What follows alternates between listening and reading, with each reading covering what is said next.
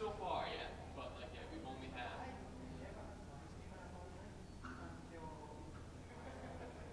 My roommate said, "Oh, just call super from now on." Then I saw them walking like a Pokemon. They built this little mini box that has a sensor on it. So the sensors object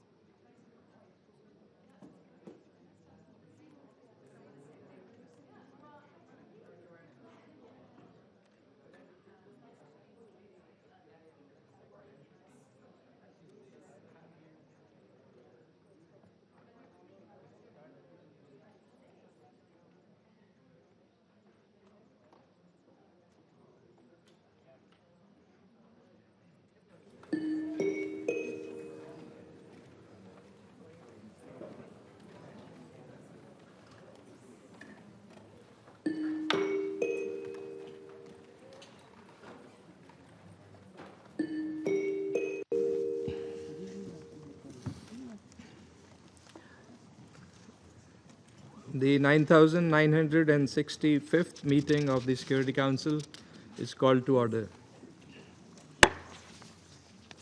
The provisional agenda for this meeting is maintenance of peace and security of Ukraine. The agenda is adopted. In accordance with Rule 37 of the Council's Provisional Rules of Procedure, I invite the representatives of Latvia, Poland, and Ukraine to participate in this meeting. It is so decided. In accordance with Rule 39 of the Council's Provisional Rules of Procedure, I invite the following briefers to participate in this meeting. Mr. Miroslav Jancha, Assistant Secretary General for Europe, Central Asia and Americas, Departments of Political and Peace Building Affairs and Peace Operations. And Ms.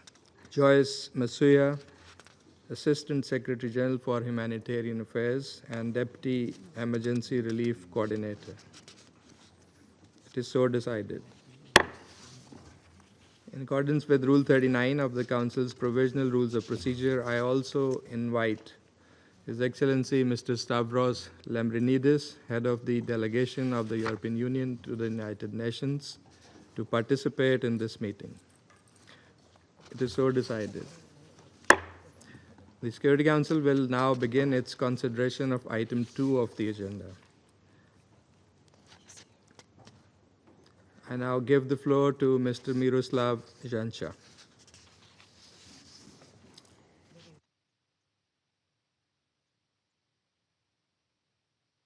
Briefed the Security Council on the situation in Ukraine last time a little more than a month ago.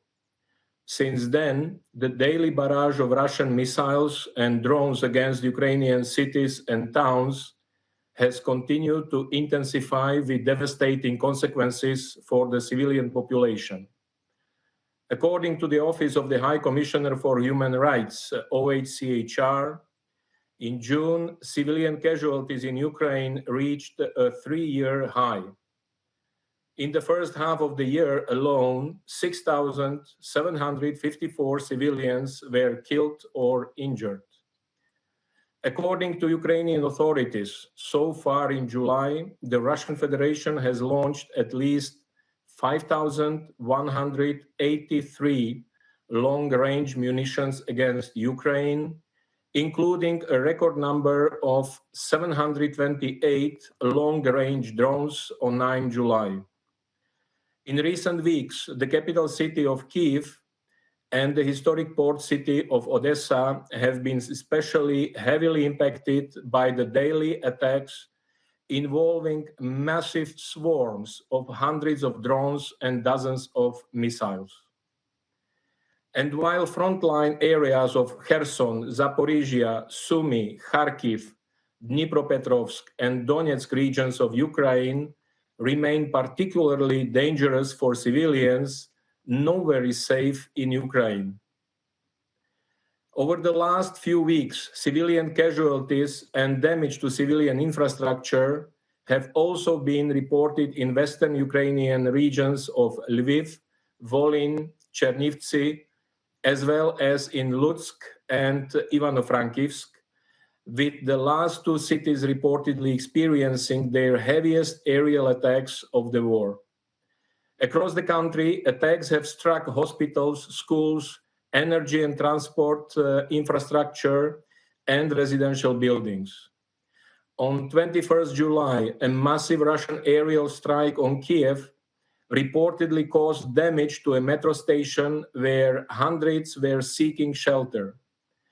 The same attack reportedly set a kindergarten on fire and damaged a multi-story residential building, resulting in dozens of civilian casualties.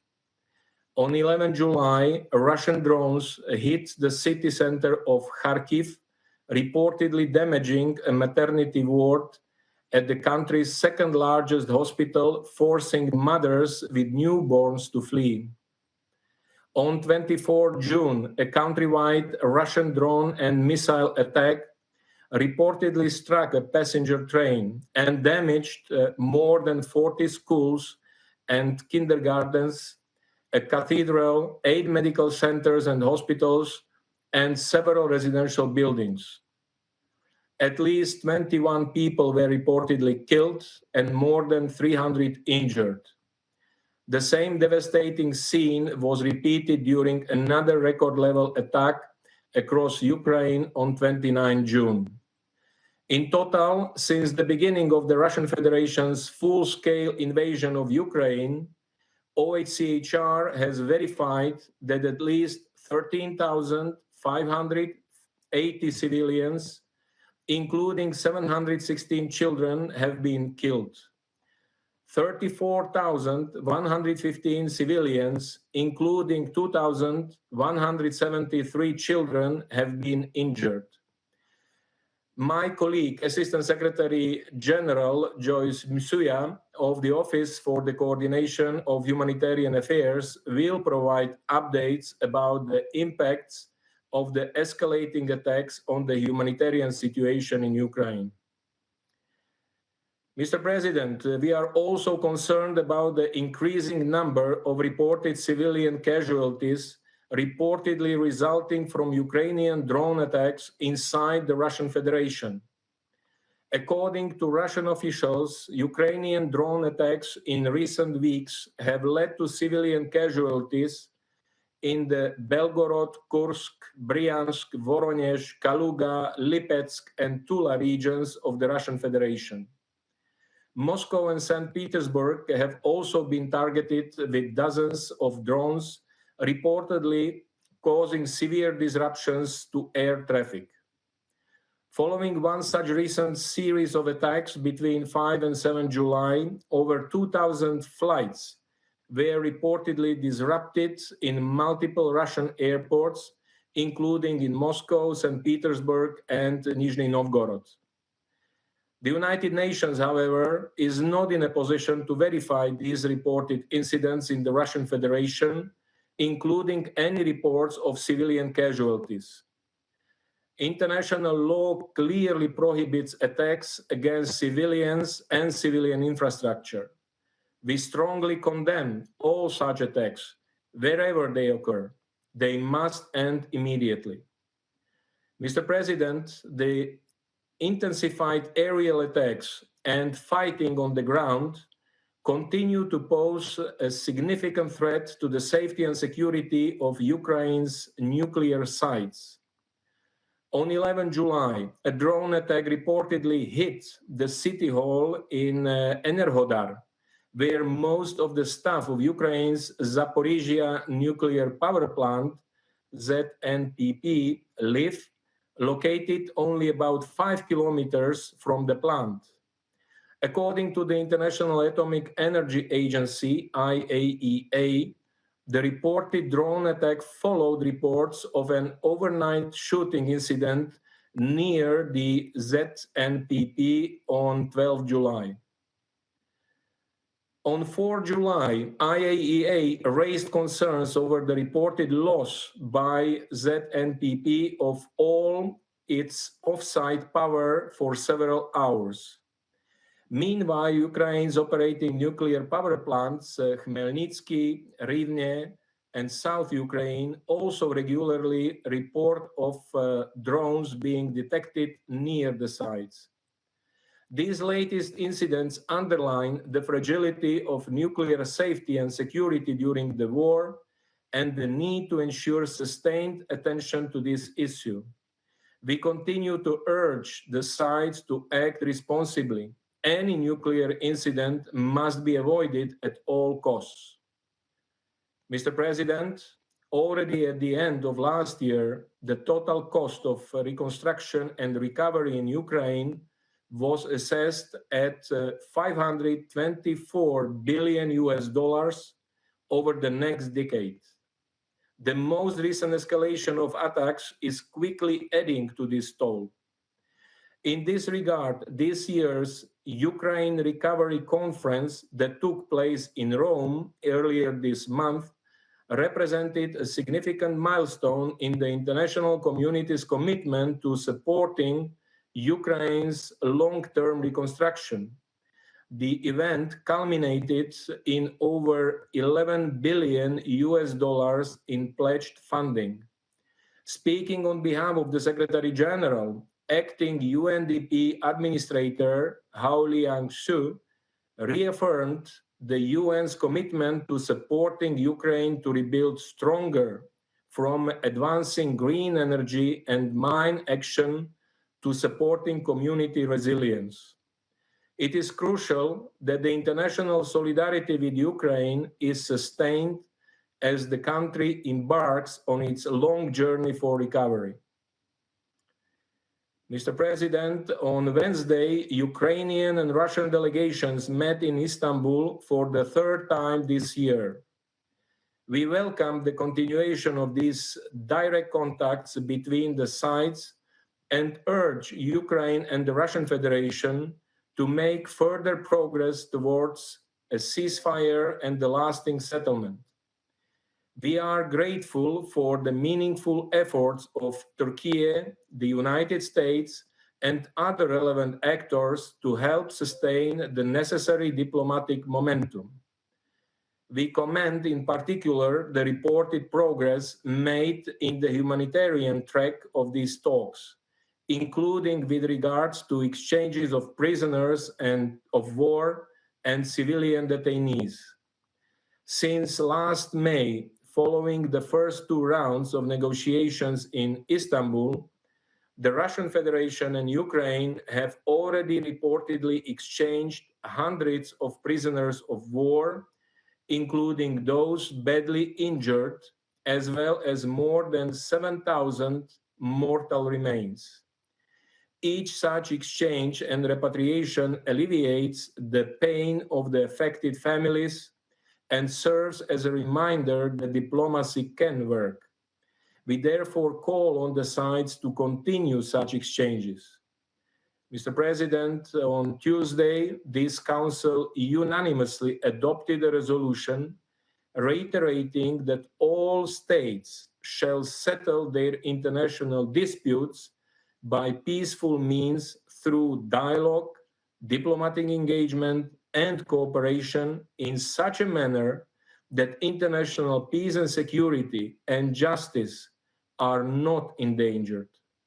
The resolution also underscored the importance of the full, equal, and meaningful participation of women and meaningful participation of youth in dispute resolution efforts. As the Secretary General stated during that meeting, diplomacy may not have always succeeded in preventing conflicts, violence, and instability, but it still holds the power to stop them.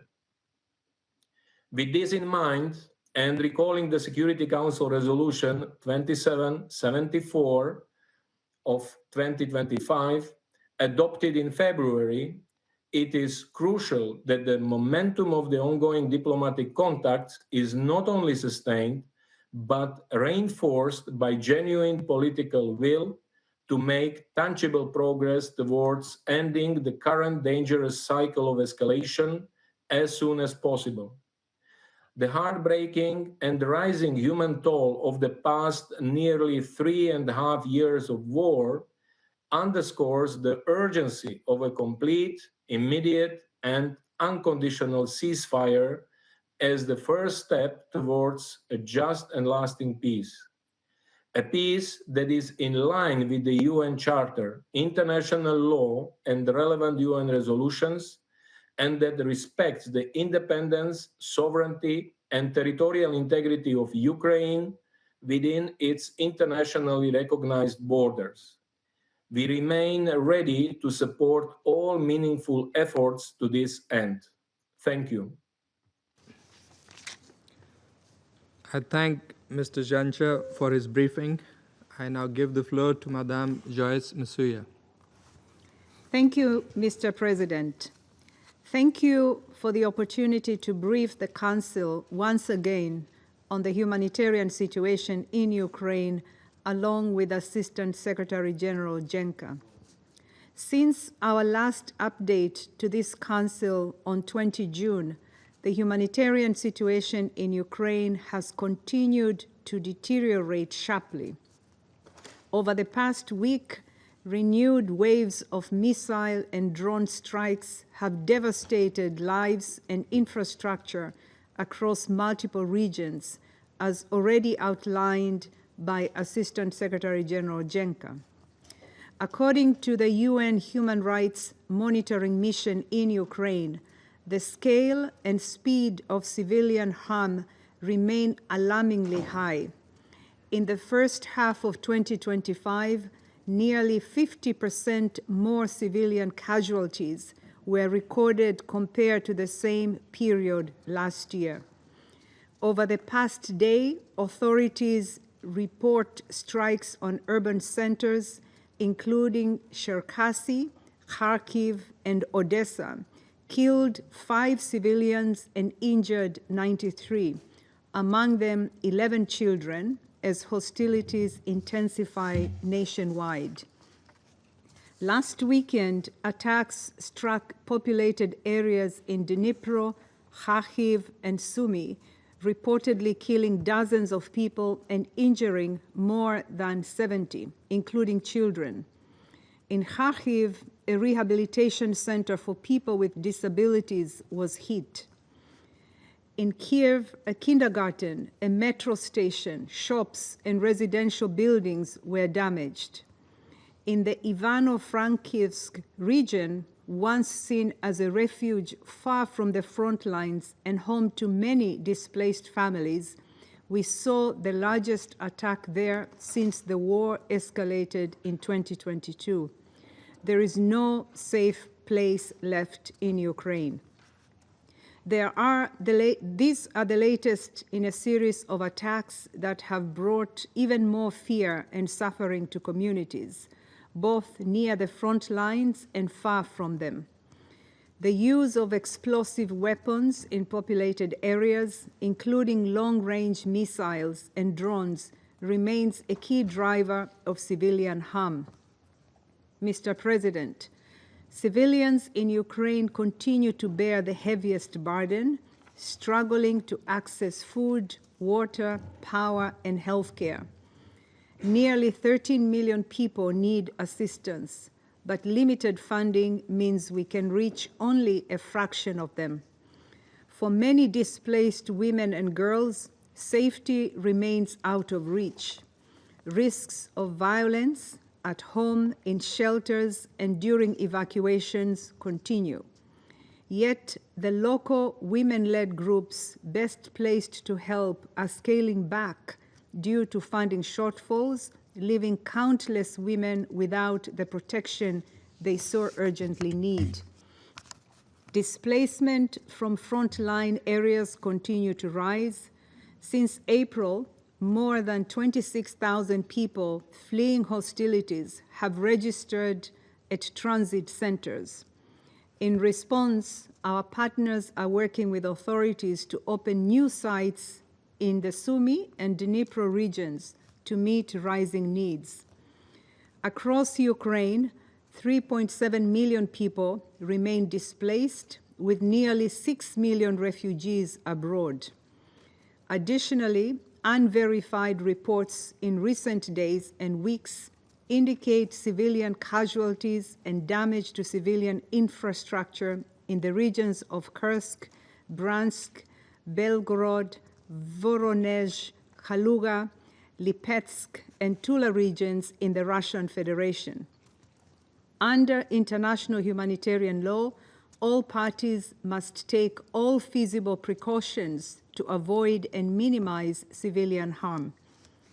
Mr. President, the continued use of anti-personnel mines puts civilian lives and livelihoods at risk every day. The Anti-Personnel Mine Ban Convention strictly prohibits their use. Under this convention, states have agreed that the harm caused by these weapons is unacceptable and that considerations of humanity must impose limits on their use. We cannot go back.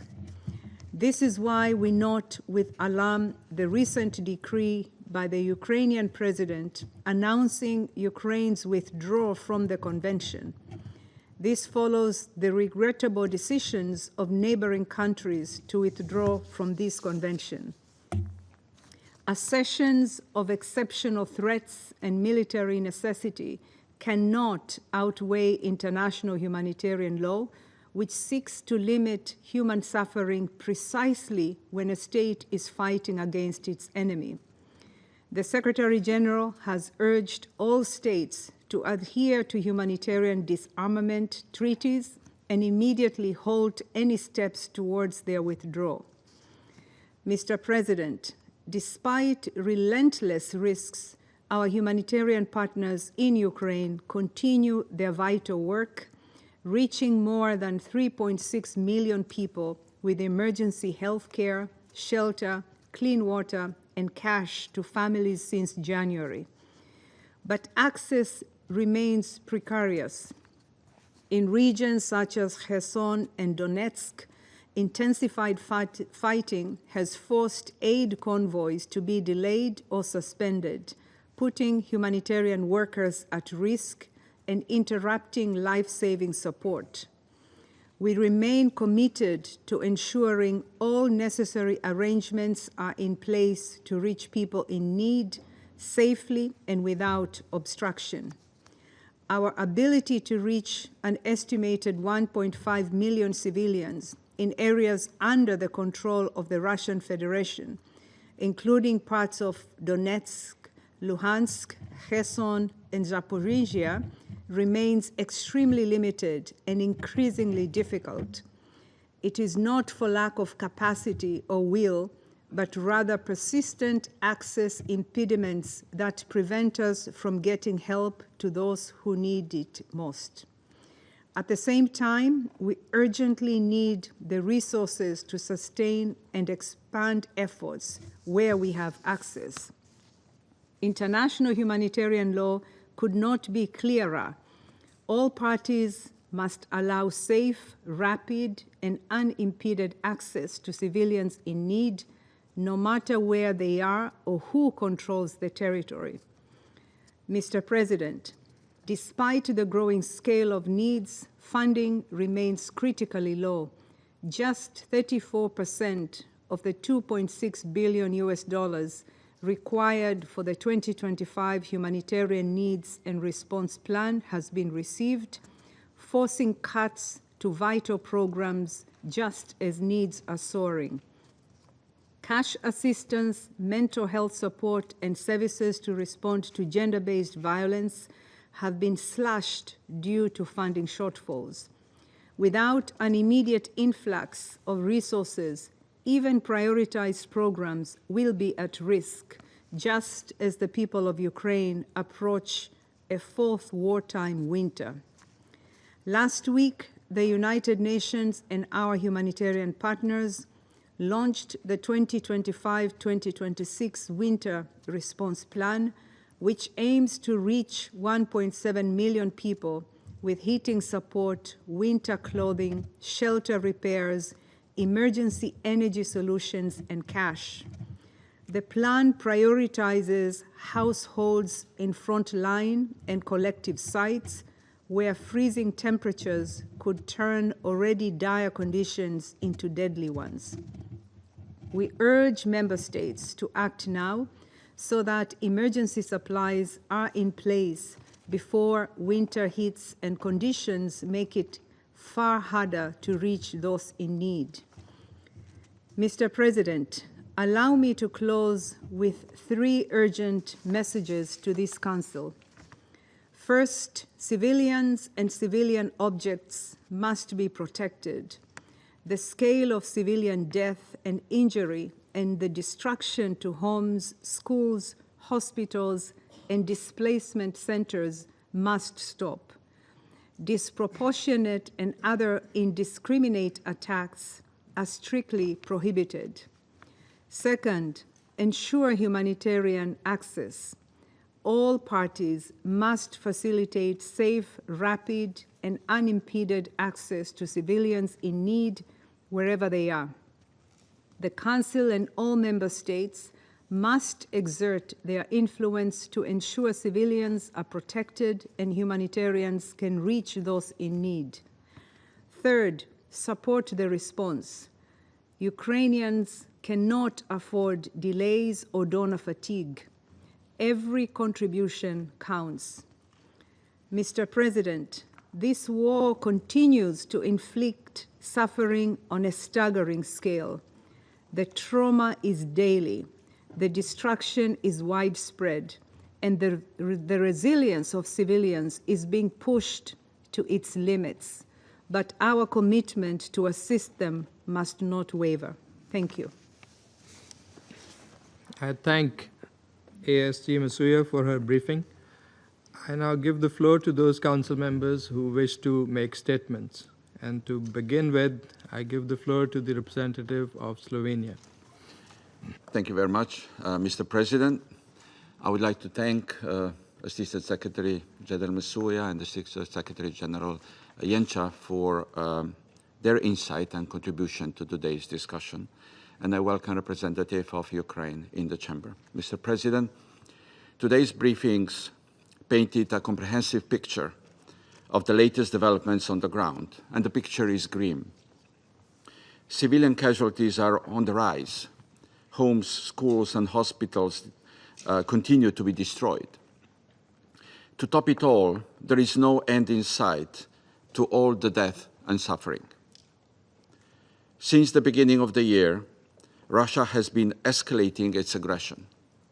By March, Russia was launching more than 1,000 drones and missiles per week, terrorizing Ukrainians in their homes and shelters night after night. This month, the attacks have been particularly destructive. They culminated on the 9th of July, when Russia launched its largest ever aerial attack, using more than 700 drones and missiles. This vividly illustrates the accelerating pace of the escalation. This month alone, Russia has launched more than 5,000 drones and missiles. The ramped-up aerial attacks have a devastating impact on the civilian population, as we heard. As the briefers pointed out, the numbers of civilians killed or injured have been rising sharply in the first half of 2025. In fact, June was the deadliest month for Ukrainian civilians in 3 years. In addition to all this, civilians across Ukraine are each day exposed to arbitrary detentions, torture, executions, and sexual violence. These acts are an obvious violation of international humanitarian law. Slovenia condemns the aggression and the latest escalatory steps, Mr. President. Slovenia welcomes all diplomatic efforts toward a just and lasting peace in Ukraine, including the latest meeting between the two countries held last Wednesday. We welcome the agreement on the POW exchange in this regard. However, the outcomes of both previous and recent talks remain insufficient. Instead of genuine peace talks, we are witnessing a surge in drone production.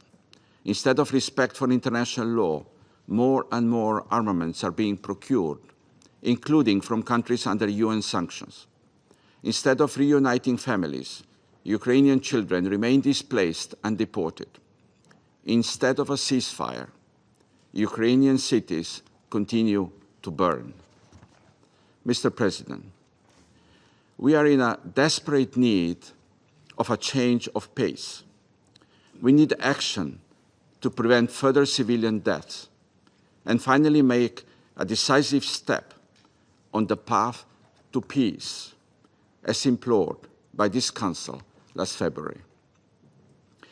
For months, we have listened to pleas of members of this Council for ceasefire. To little avail. Enough time has passed. This Council needs to act. We need a ceasefire resolution. I thank you. I thank the representative of Slovenia for the statement, and now give the floor to the representative of Denmark. Thank you, Mr. President. And I would also like to thank Assistant Secretary Jenscha and Assistant Secretary General Masuya for their briefings. Colleagues, we are once again gathered in this chamber to address Russia's ongoing illegal war of aggression against Ukraine, a war that continues to escalate in intensity as the Russian Federation persists in its aggression against its sovereign neighbor with increased ferocity. Mr. President, allow me to make 3 key points. First, in recent weeks, we have witnessed the most severe attacks against civilians across Ukraine in over 3 years. A relentless and sustained Russian blitz of drones, missiles, and bombs has inflicted death, destruction, and despair.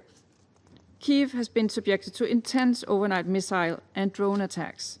Since then, several other regions, including Dnipro, Kharkiv, Kherson, Odessa, Sumy, and Vinnytsia, also came under heavy attack. Deliberate assaults continue to be launched against civilian targets, from residential blocks and hospitals to shopping centers and other critical infrastructure. Nowhere is safe for Ukraine's civilians. In the last week alone, at least 20 civilians have been killed and more than 100 injured, including several children. Russia's claim that its armed forces only attack military targets is nothing more than this distortion of the truth. The reality on the ground tells a different story, as we also just heard from Assistant Secretary General Masuya. This is in clear violation of international humanitarian law and constitutes a callous disregard for civilians. Second, Mr. President, Russia's disregard for international law is having an outside impact on children who suffer some of the gravest consequences.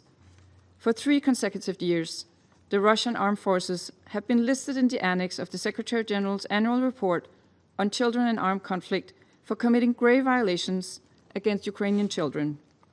From the latest report, we have learned that Russia's actions in the past year have reached new levels of brutality. In addition to the unlawful abduction of thousands of Ukrainian children, Russian forces killed and maimed 671 children, according to the report.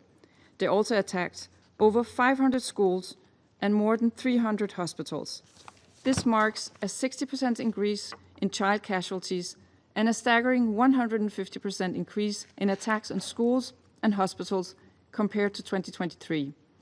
We recall that civilian objects are protected under international humanitarian law and must not be targeted. Denmark fully supports the Secretary General's call for Russia to immediately cease all violations against children. We urge Russia to take concrete steps to prevent further violations by developing and implementing a joint action plan with the United Nations. Third, Mr. President, Russia's senseless, full-scale aggression continues in its 4th year. It must come to an end. For months, Ukraine has been ready to agree to an unconditional 30-day ceasefire. We call on Russia to accept this offer without any delay. Such a response would reflect a genuine commitment to peace. While we welcome the agreement on new exchanges of prisoners of war reached in Istanbul this week, we cannot ignore that the Kremlin continues to pursue its illegal and brutal full-scale invasion of Ukraine. This week, Russia has continued to destroy cities, killing civilians, and targeting civilian infrastructure across Ukraine.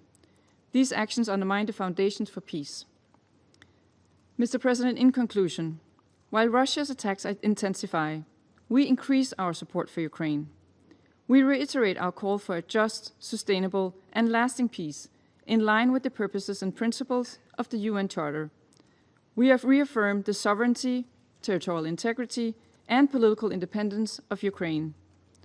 Denmark will continue to stand with Ukraine for as long as it takes, until the Ukrainians can once again live in peace and freedom in their own country. I thank you. Thank the representative of Denmark for the statement, and I'll give the floor to the representative of France. Merci. Thank you, President. At the outset, I would like to thank ASG Miroslav Zhenka and ASG Joyce Msuya. Thank you for your briefings, which recalled the gravity of the situation. President, a week ago, President Zelensky said once again that he was prepared to partake in direct peace talks with the Russian president. What was Russia's response?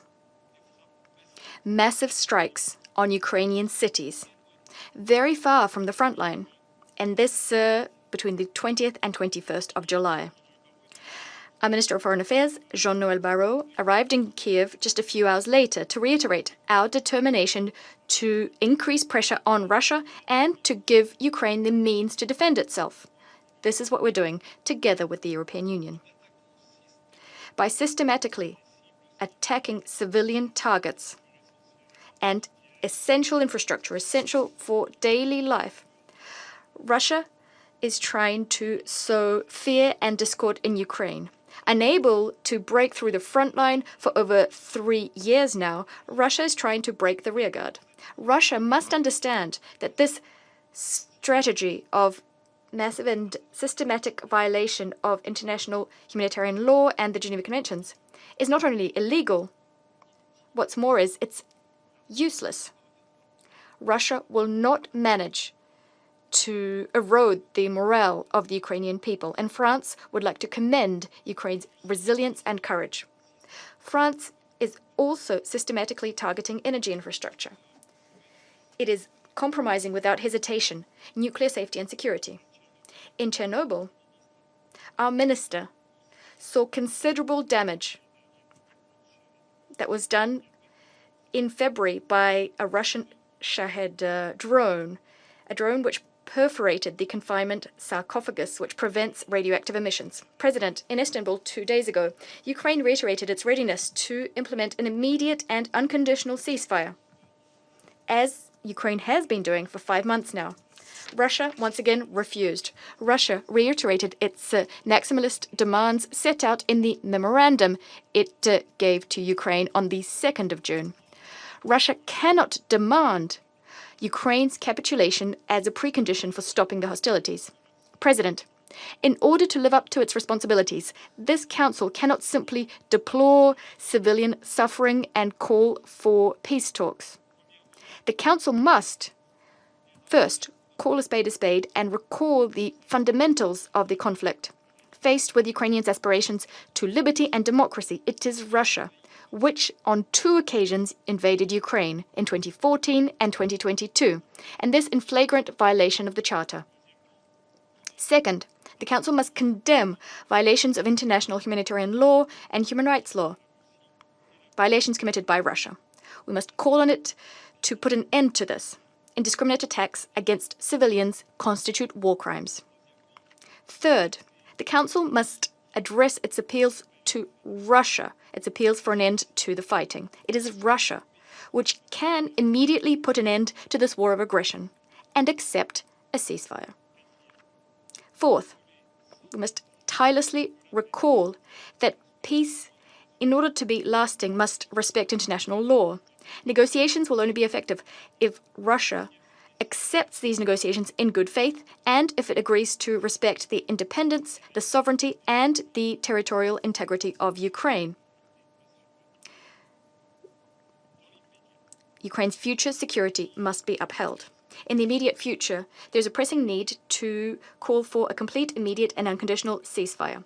This is what Security Council Resolution 2774, which Russia voted in favor, calls for. It demands an end to the conflict as soon as possible. Let's respect it. I thank you. Representative of France for the statement, and now give the floor to the representative of Greece. Thank you, Mr. President, and I thank Pakistan for convening this meeting. I would also like to thank Assistant Secretary General Yencha and Assistant Secretary General Musuyev for their briefings. Mr. President, since the beginning of this war 3.5 years ago, the collective voice of the international community has repeatedly condemned Russia's violation of Ukraine's sovereignty, independence, and territorial integrity, and has been calling on Russia to fully respect international law, the UN Charter, and relevant General Assembly resolutions. These calls were strengthened with renewed conviction since the launching of the US-led peace initiative. Sadly, as we have just heard from our briefers, the war is not ending. On the contrary, for yet another month, Russian forces have been attacking the cities of Ukraine, causing death and destruction. June has been the single deadliest month for Ukrainian civilians since at least May 2022, with the number of missiles and loitering munitions launched by Russia into Ukraine increasing tenfold from June 2024.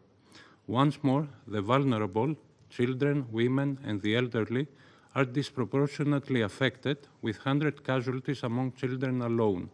This trend has continued in July. These attacks have inter alia targeted energy infrastructure and disrupted power supply to the Zaporizhia nuclear power plant for the first time since December 2023, further endangering nuclear safety. We note with extreme concern that according to the WHO, nearly 40% of all attacks against healthcare facilities worldwide this year took place in Ukraine, causing casualties among medical personnel and patients. We are likewise concerned about reports on the use of chemical weapons on the battlefield. Greece joins the Secretary General in strong condemnation of the latest severe attacks by Russia against civilian population and infrastructure in Ukraine, and we also condemn any attacks against civilians which constitute blatant violations of international law, including humanitarian and human rights law. Mr. President, this year's annual report of the Secretary General on Children and Armed Conflict verified a 105% increase in grave violations against the children of Ukraine, identifying for the third consecutive year the Russian armed forces and affiliated armed groups as responsible for these violations. These findings are compounded by this year's recently released Council of Europe's report on the human rights situation in the territories of Ukraine temporarily occupied by Russia, which demonstrates that Russia's war of aggression has continued to lead to immense human suffering. Mr. President, ensuring accountability is both a prerequisite for peace and a deterrent for further war. On that front, Greece welcomes the July 9th ruling of the European Court of Human Rights, in which the court held Russia unanimously accountable for flagrant and widespread abuses of at least 10 fundamental human rights in eastern Ukraine between 2014 and at least 2022. Greece also welcomes the signing of the agreement between the Council of Europe and Ukraine for the establishment of a special tribunal for the crime of aggression against Ukraine. Mr. President, we have long advocated for peace, which is long overdue. We welcome the 3 rounds of direct bilateral talks and the agreements on exchange of prisoners, including the most recent one on July 23rd. However, we regret that peace efforts have not produced any other tangible results and have eventually stalled. We reiterate that no peace effort can have any substantial results if hostilities continue. Therefore, it is imperative that any peace efforts should be approached in good faith, starting by agreeing to an immediate and unconditional ceasefire as the first step towards a comprehensive, just, and lasting peace, in line with international law and the UN Charter, and in full respect of Ukraine's sovereignty and territorial integrity. I thank you. I thank the representative of Greece for the statement. Now give the floor to the representative of the Republic of Korea. Thank you, Mr. President. At the outset, I also would like to thank ASG Yencha and ASG Umsuya for their informative briefings and welcome the participation of Ukraine in today's meeting. Mr. President, as the war in Ukraine stretches beyond 1,250 days, the human, moral, economic, and geopolitical costs of this aggression continues to mount. Contrary to the hopes of many who yearns to escape from this dark tunnel, Russia is intensifying its relentless attacks, now deploying hundreds of deadly drones and missiles daily. Indeed, June marked the highest monthly civilian casualty toll in 3 years, with 32 killed, and 1,343 wounded. The humanitarian situation in Ukraine continues to deteriorate, and civilian suffering is deepening. We reiterate that such large-scale and indiscriminate attacks on civilians and civilian infrastructure constitute a clear violations of international humanitarian law. The Republic of Korea once again strongly calls for a full, immediate, and unconditional cessation of hostilities to prevent further civilian casualties. In this regard, we support the recent call by the United States to achieve a long overdue ceasefire within 50 days. And we urge Russia to respond to this call, one that has been echoed by nearly every other member of the international community. Now more than ever, as the casualties continue to mount and the war shows no signs of abating, the urgency for a ceasefire is undeniable. We have already witnessed the concrete benefits of such a ceasefire during another major ongoing conflict. Although the humanitarian situation in Gaza remains dire today, earlier this year, during the fleeting ceasefire in Gaza, humanitarian conditions on the ground markedly improved. Hundreds of aid trucks were able to enter Gaza, delivering much-needed food, medicine, and other humanitarian supplies to suffering Palestinians. This clearly demonstrates that an immediate halt to hostilities is not merely symbolic. It is a vital step toward alleviating civilian suffering and creating the necessary space for diplomacy.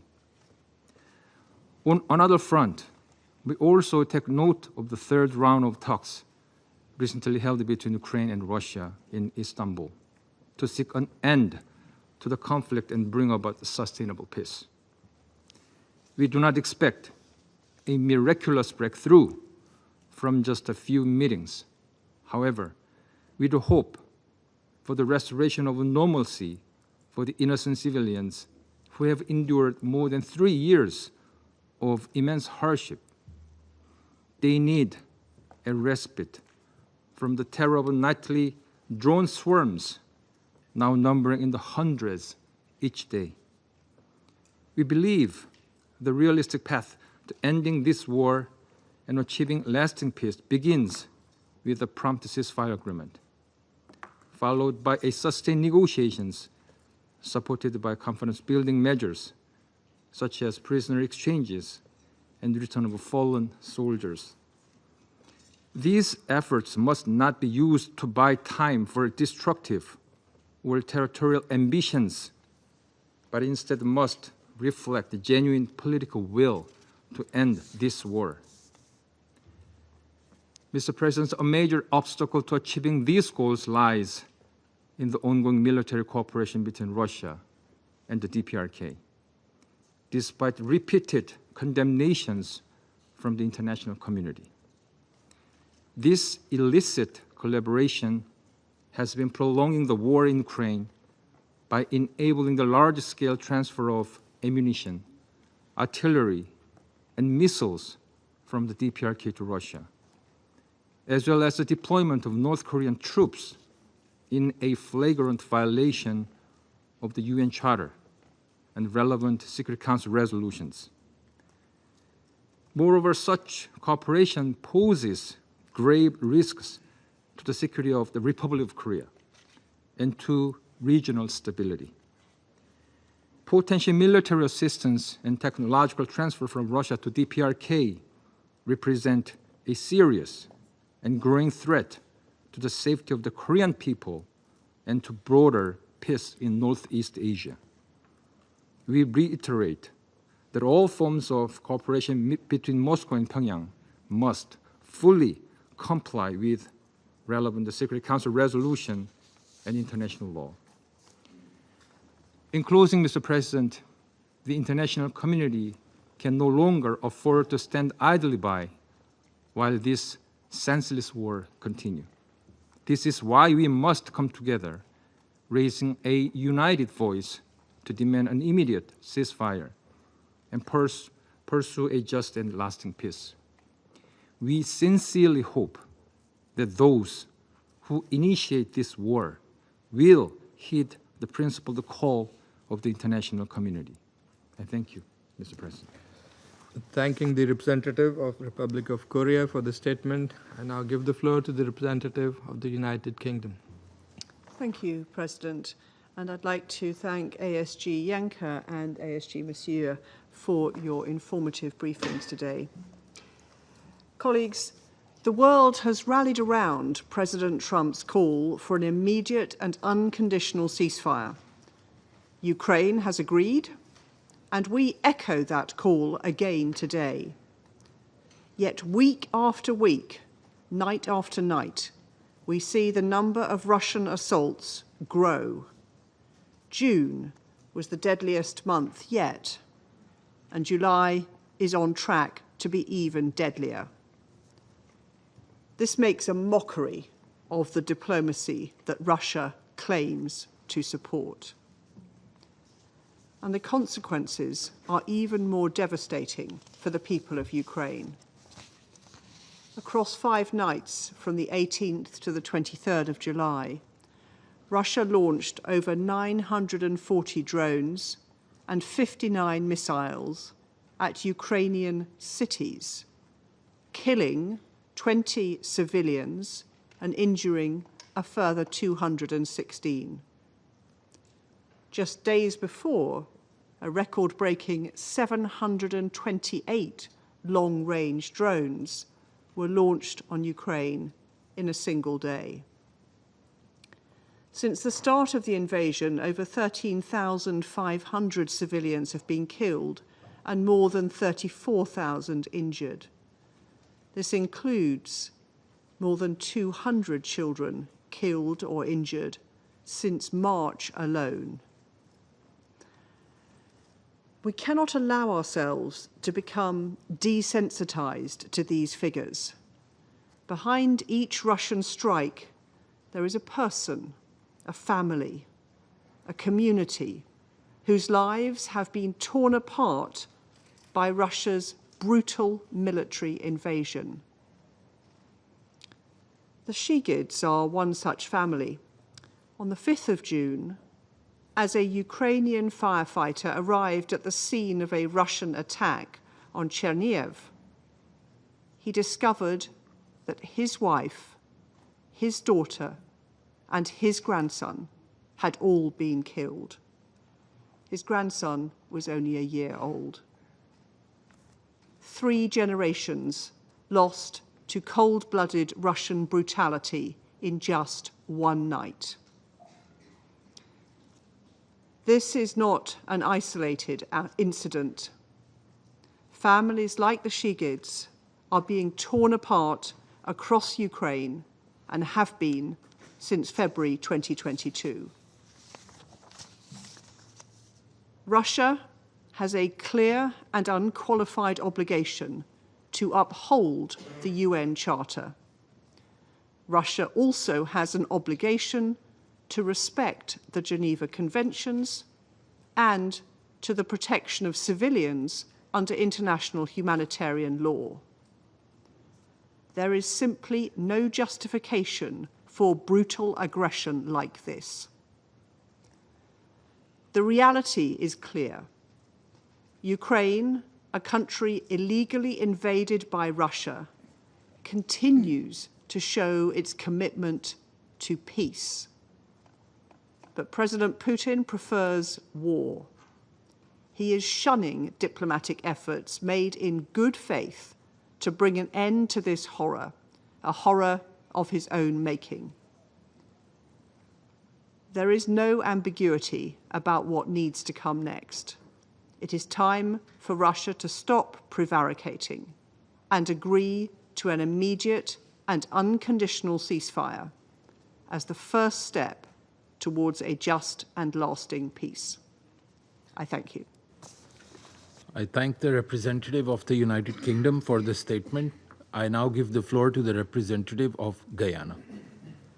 Thank you, Mr. President, for convening today's meeting. I would also like to thank Assistant Secretaries General Yencha and Misuya for the updates provided and for their work. In the 33 days that have elapsed since our last meeting on this topic, the situation on the ground has gotten considerably worse.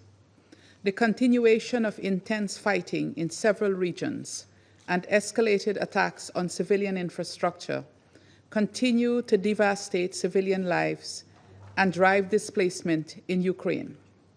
Meanwhile, nuclear safety and security remain under threat, with the IAEA reporting yesterday that their team at the Zaporizhzhia nuclear power plant continues to hear shelling, explosions, and gunfire almost every day.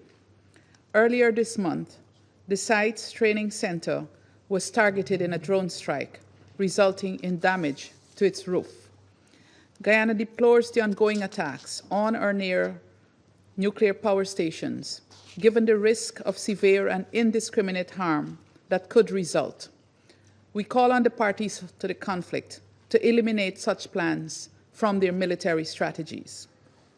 Mr. President, we have been consistent in reaffirming full respect for the purposes and principles of the United Nations Charter and the territorial integrity and sovereignty of Ukraine.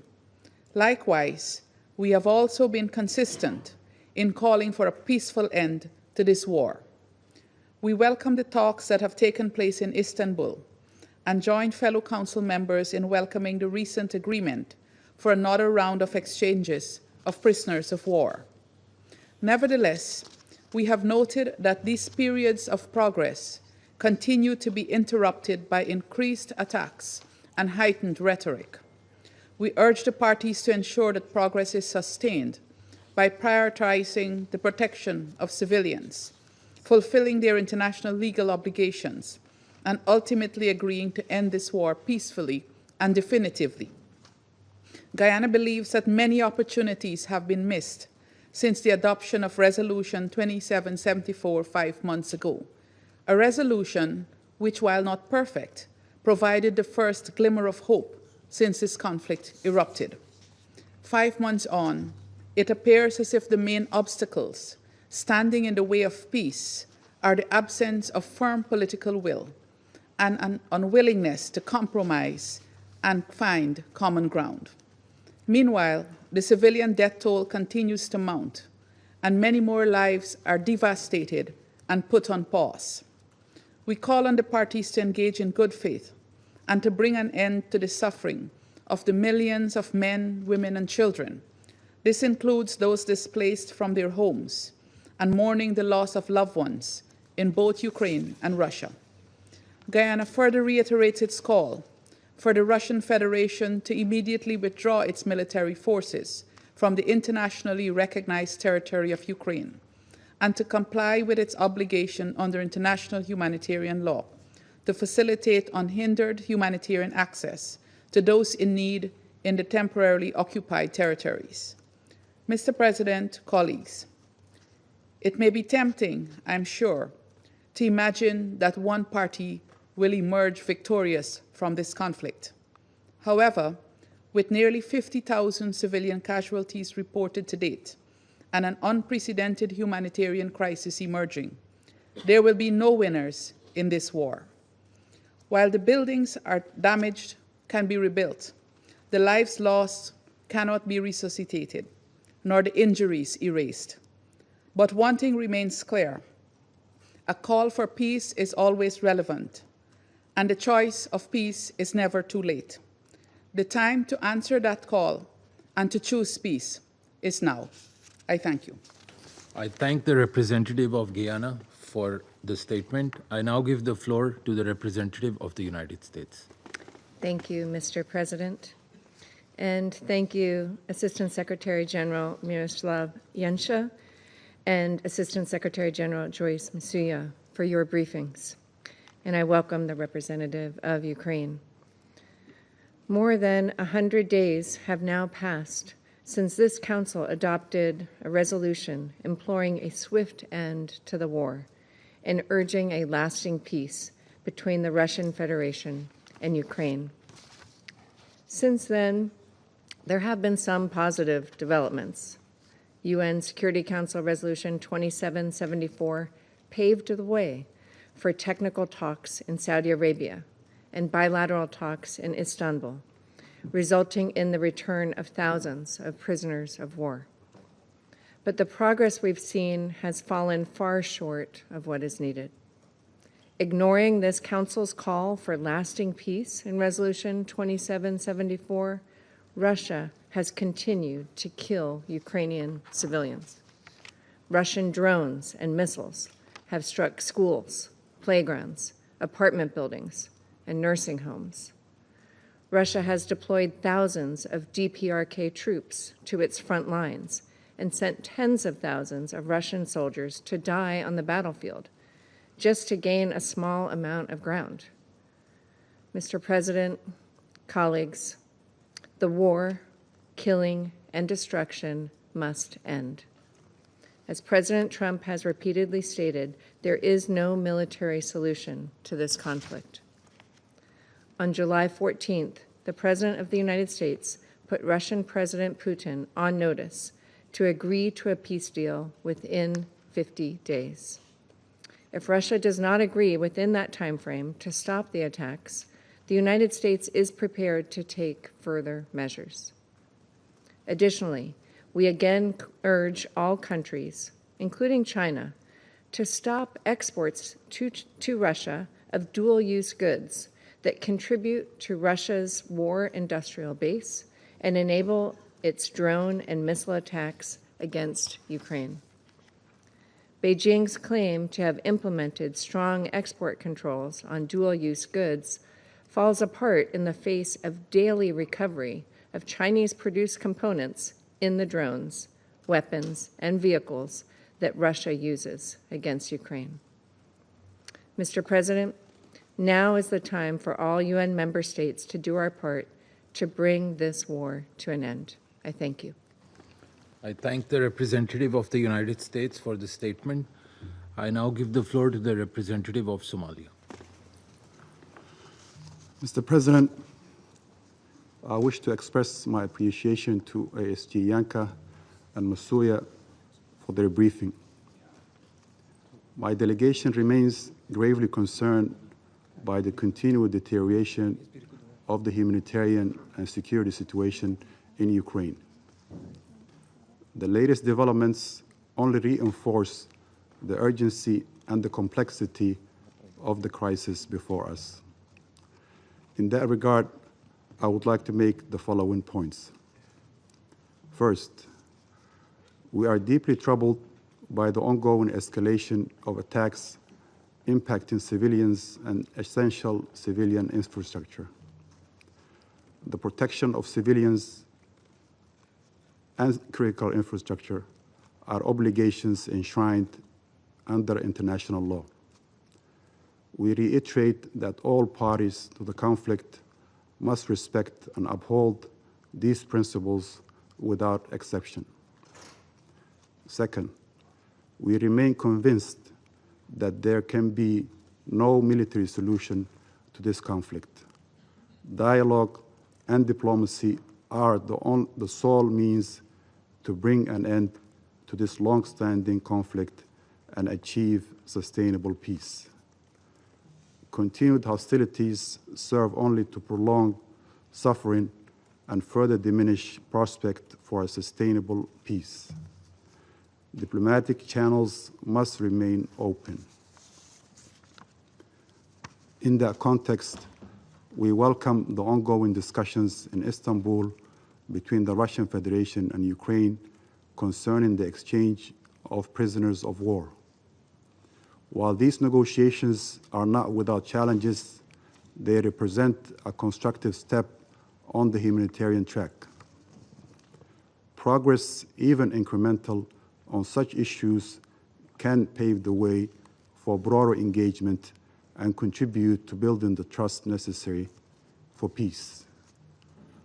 Third, we emphasize the important role of the international community in supporting diplomatic initiatives and fostering conditions conducive to a peaceful settlement. Any durable resolution will require compromise, confidence-building measures, and genuine commitment to dialogue. We reiterate our call upon all parties to exercise restraint, recommit to diplomatic efforts, and work towards an immediate and comprehensive ceasefire. In closing, Mr. President, our delegation reaffirms its unwavering support for all efforts aimed at addressing the underlying causes of the conflict and achieving a just and lasting peace in accordance with the United Nations Charter. The people of Ukraine and all those affected by this crisis deserve a future founded upon peace, security, and dignity. I thank you. I thank the representative of Somalia for the statement. I now give the floor to the representative of Panama. Gracias, señor presidente. Thank you, President. Panama regrets the accident that occurred yesterday in the Russian Federation, and we'd like to extend our condolences to the relatives of those who lost their lives, as well as the people and government of Russia. President, we welcome the convening of this briefing and the timely participation of Mr. Yensha, ASG, and Ms. Msuya, ASG. They have provided us with detailed information about the humanitarian situation and security situation in Ukraine. Panama continues to be deeply concerned by the prolonged war in Ukraine. It is alarming that this conflict, with its devastating humanitarian consequences, has become a regular item on our agenda. We should not allow violence to lose its ability to move us, nor for the normalization of suffering to be imposed upon our collective responsibility.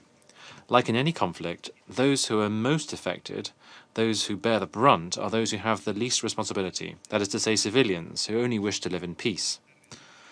This reality should compel us to ask ourselves, have we really learned from the tragedies that characterize the 20th century? Attacks on schools, hospitals, critical infrastructure, an increasingly vulnerable population, physically and emotionally exhausted. All of this cannot and must not be normalized. The detailed reports that Mr. Yensha and Ms. Msuya have provided us today clearly show with eloquent figures the lamentable effects of the attacks and the collective and individual tolls of the attacks on civilians, as well as human displacement and the deterioration of the humanitarian situation. And this is in addition to the increasing cost of the reconstruction of Ukraine. All of these are sad consequences of the conflict, which, rather than winding down, continues without any prospect of a solution. We do not think enough about the victims of the fighting, and the reports have shown that approximately 950,000 Russian soldiers have died or have been injured, and some 400,000 Ukrainian soldiers have died since the conflict erupted. Every day that passes without our acting deepens the collective trauma and erodes the minimal bases of the social contract. We cannot allow fear and despair to prevail over security and dignity. We urgently need to redouble diplomatic and humanitarian efforts to protect those who are not able to protect themselves, in line with our obligations pursuant to the Geneva Conventions. President, we are gathered here today in this chamber, which was as a result of the 1955 spirit, precisely to avoid situations such as those in the past recurring. However, the figures that we've heard this morning and that we continue to hear every month, defy this founding commitment. We are particularly concerned about nuclear security. At the beginning of this month, an attack completely disconnected the Zaporizhzhia nuclear plant. On the 13th of July, the IAEA team reported shots from light weapons being fired close to the power station, and in addition to this, incidents with drones in the surroundings. As DG Grossi has clearly said, the situation around the power plant is increasingly delicate and sensitive, and any incident could have catastrophic consequences. Panama echoes the words of S.G. Guterres, which he stated on the 5th of June, in which he condemned the wide-scale attacks with missiles and drones. The continued attacks continue to be one of the main characteristics of the conflict, and this represents a major threat to regional and global stability. Fair and lasting peace in Ukraine necessarily involves fully respecting Ukraine's sovereignty, territorial integrity, and political independence, pursuant to the principles laid out in the UN Charter. We urge the parties to immediately cease hostilities and to fulfill their obligations pursuant to international law, including international humanitarian law. In February of this year, one of this Council's resolutions offered a window of opportunity to a negotiated solution. Unfortunately, this opportunity was not taken advantage of. In this regard, we encourage the parties to continue direct talks, such as the talks that were held this week in Istanbul, which led to a new agreement for the exchange of prisoners of war. In addition to this, we reiterate that only through dialogue, diplomacy, and respect for these principles will it be possible to curb this spiral of suffering and to restore a peaceful and sustainable solution. Thank you. I thank the representative of Panama for this statement. I now give the floor to the representative of Sierra Leone. Thank you, Mr. President. I thank you for convening this important meeting at the request of Slovenia, Denmark, France, Greece, the Republic of Korea, and the United Kingdom. I also thank Assistant Secretary Generals Miroslav Jenča and Ms. Joyce Musia for their comprehensive and sobering briefings. We welcome the participation of the representative of Ukraine in today's meeting. Mr. President, the end of the Ukraine conflict remains a complex but not insurmountable objective. Encouragingly, 3 rounds of talks in Istanbul between the parties have facilitated the exchange of thousands of prisoners of war and detainees, as well as progress in the return of over 300 Ukrainian children by the Russian Federation.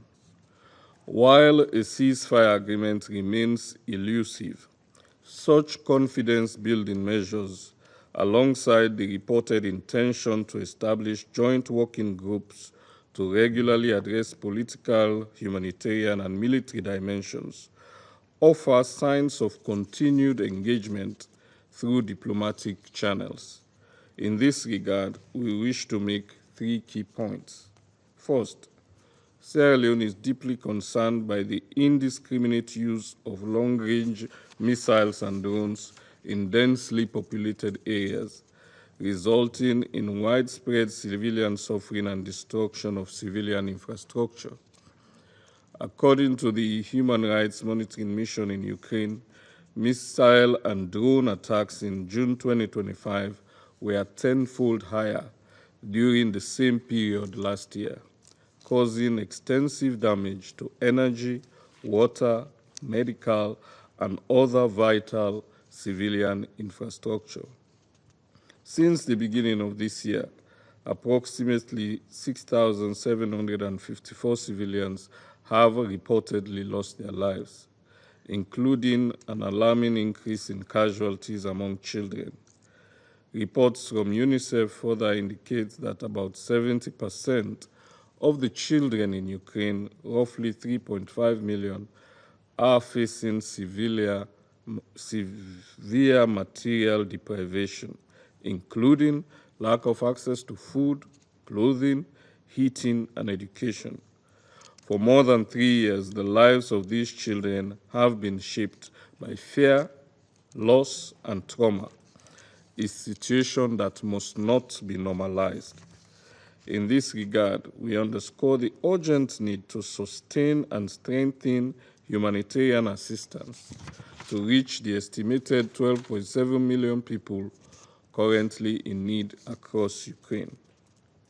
We reiterate that the protection of civilians must be central to all military operations, with strict adherence to the principles of distinction, proportionality, and precaution, and call on all parties to uphold their obligations under international law. Second, we urge the parties to the conflict to demonstrate the necessary political will and commit to structured negotiations aimed at achieving a sustainable resolution of the conflict. Building on the progress made in Istanbul, we join others in encouraging high-level political dialogue to address substantive matters for a ceasefire and a lasting peace. We welcome reports of private engagements between the heads of the respective delegations and urge continued negotiations in good faith with a focus on political and humanitarian priorities. We commend the sustained efforts of the United States, European leaders, and other partners in support of a comprehensive ceasefire. In light of the deep human suffering caused by the conflict, we appeal to the parties to prioritize the well-being of their citizens and seize the opportunity to bring an end to hostilities. Third and finally, the international community must begin to prepare for the post-conflict reconstruction and stabilization of Ukraine. The scale of devastation is immense. An estimated 139,000 square kilometers of territory are reportedly contaminated with landmines and explosive remnants of war, posing enduring threats to safety and livelihood. Short-term financial requirements for budgetary support, reconstruction, and humanitarian assistance have been estimated at approximately 40 billion annually by the Kyiv School of Economics. According to the World Bank's Rapid Damage and Needs Assessment done in February this year, long-term reconstruction costs may amount to over 524 billion in the coming decade. Thus, the challenge ahead is significant. We welcome international coordination mechanisms supporting Ukraine's recovery, including the Multi-Donor Coordination Platform and the Ukraine Recovery Conference.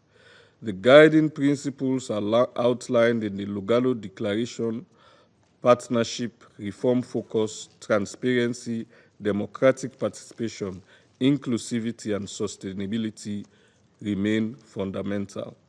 We also note with appreciation the increased engagement of the private sector in the recent recovery conference held in Rome, underscoring the crucial link between sustainable development and durable peace. In conclusion, Mr. President, we reaffirm that only a comprehensive ceasefire and peace agreement will enable the government and people of Ukraine, including over 10 million displaced persons, to begin the arduous process of recovery, healing, and rebuilding. Sierra Leone reiterates its support for all efforts that seek to protect civilians, uphold international humanitarian law, and advance a just and lasting peace that respects the sovereignty, territorial integrity, and internationally recognized borders of Ukraine. while addressing the legitimate security concerns of all parties to the conflict. I thank you. I thank the representative of Sierra Leone for the statement. I now give the floor to the representative of Algeria. Thank you, Mr. President. At the outset, I would like to thank Assistant Secretary General for Europe, Central Asia, and the Americas, Mr. Miroslav Vienka, and Assistant Secretary General for Humanitarian Affairs and Deputy Emergency Relief Coordinator, Ms. Joyce Msuya, for their valuable briefings. Mr. President, unfortunately, the ongoing war between Russia and Ukraine continues, as does the killing of innocent civilians, including women, children, and the elderly. In addition to the continued recorded heavy losses in property and infrastructure, including vital facilities, which Algeria has condemned several times for being a flagrant violation of the rules of international law, including international humanitarian law. And despite the positive momentum we have witnessed recently, which was embodied in long-awaited direct meetings between the two parties, the logic of confrontation and fighting still dominates on the ground, and unfortunately, the logic of polarization still affects the state of affairs, undermining diplomatic efforts to end this war. This conflict has not only affected the peoples of the region, but has also had spillover effects in many regions of the world, especially developing countries, as a result of the repercussions of this conflict on food and energy markets across the world. Faced with this situation, my delegation would like today to stress the following points. 1. Algeria reiterates its call on the two parties to show restraint and wisdom and to make the lives and safety of civilians their priority and to fully abide by the rules of international law, including international humanitarian law, which expressly prohibit the targeting of civilians and civilian infrastructure. 2. Algeria stresses its firm conviction that the solution will not come by the force of arms or by imposing hegemony, but by favoring the language of constructive and inclusive dialogue and negotiations, and the ability of both parties to overcome differences and to find a peaceful solution that will put a definitive end to hostilities and end the war.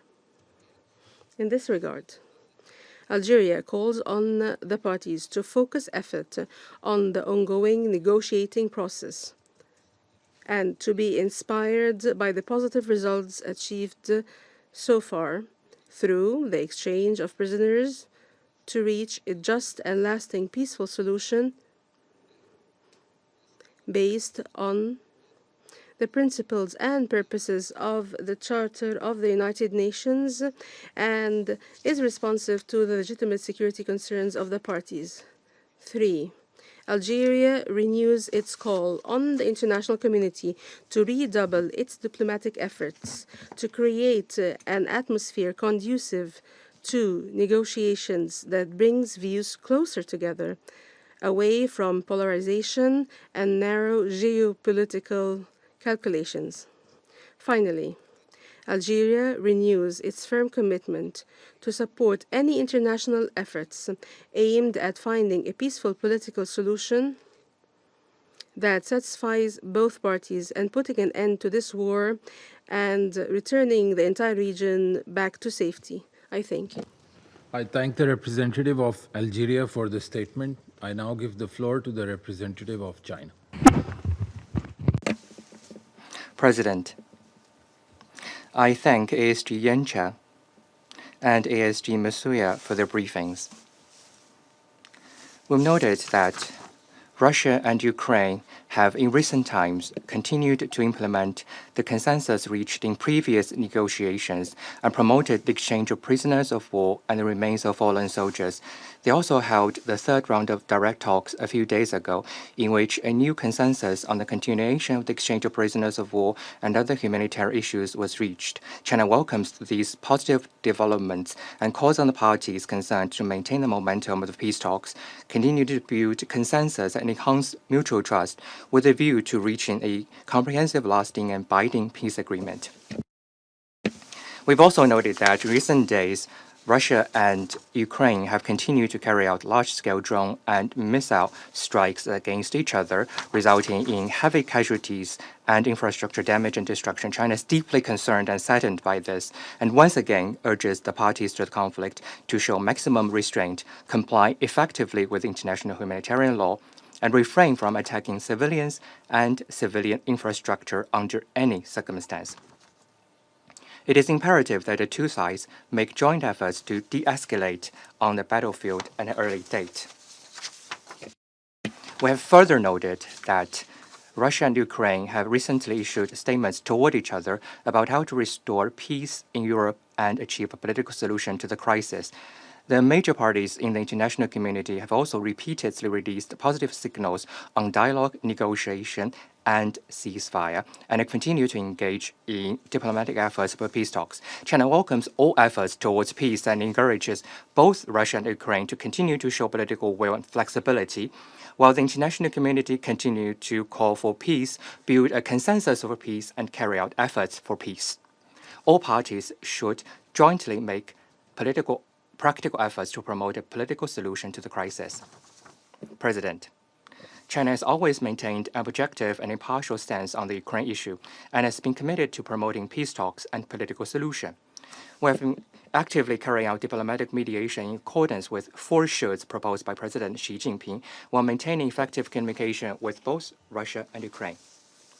We have initiated the establishment of Friends of Peace Group on the Ukrainian crisis with Brazil and other countries in the Global South in order to build greater synergy for a ceasefire and the realization of peace.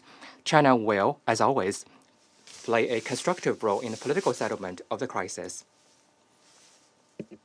President, I'd like to respond to the statement by the U.S. representative. As we've pointed out many times in the Council, China did not start the Ukraine crisis, nor is it a party to it.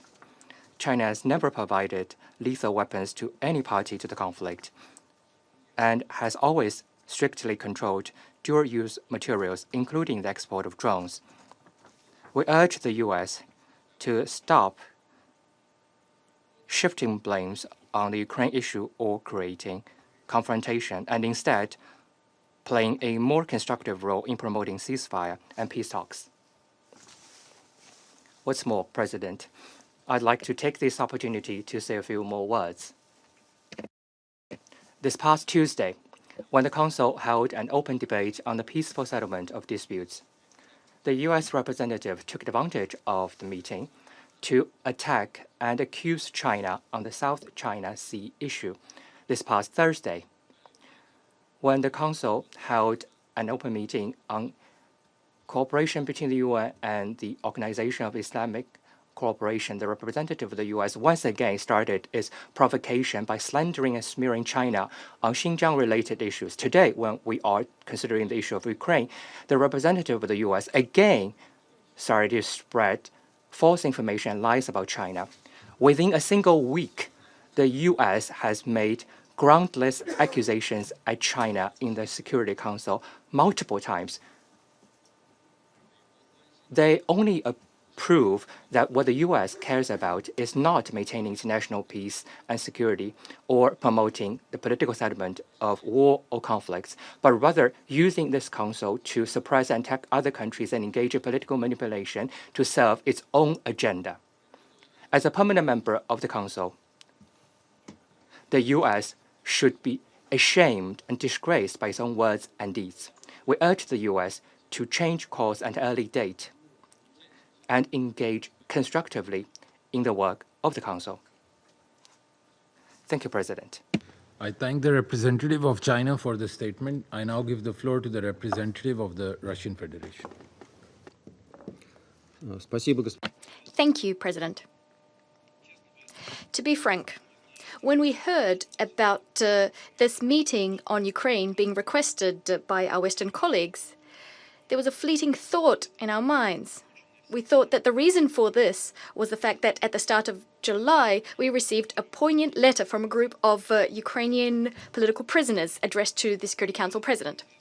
Let me remind you that it was signed by well-known politicians, human rights defenders, civil servants, and MPs who are today prisoners of the Zelensky regime. For instance, Elena Berezhnaya, Vyacheslav Boguslayev, Vitaly Godina, Artem Dmitruk, Alexander Dubinsky, Oleg Kulinich, Miroslav Oleshko, Alexander Oleynikov, Yuri Rabucha.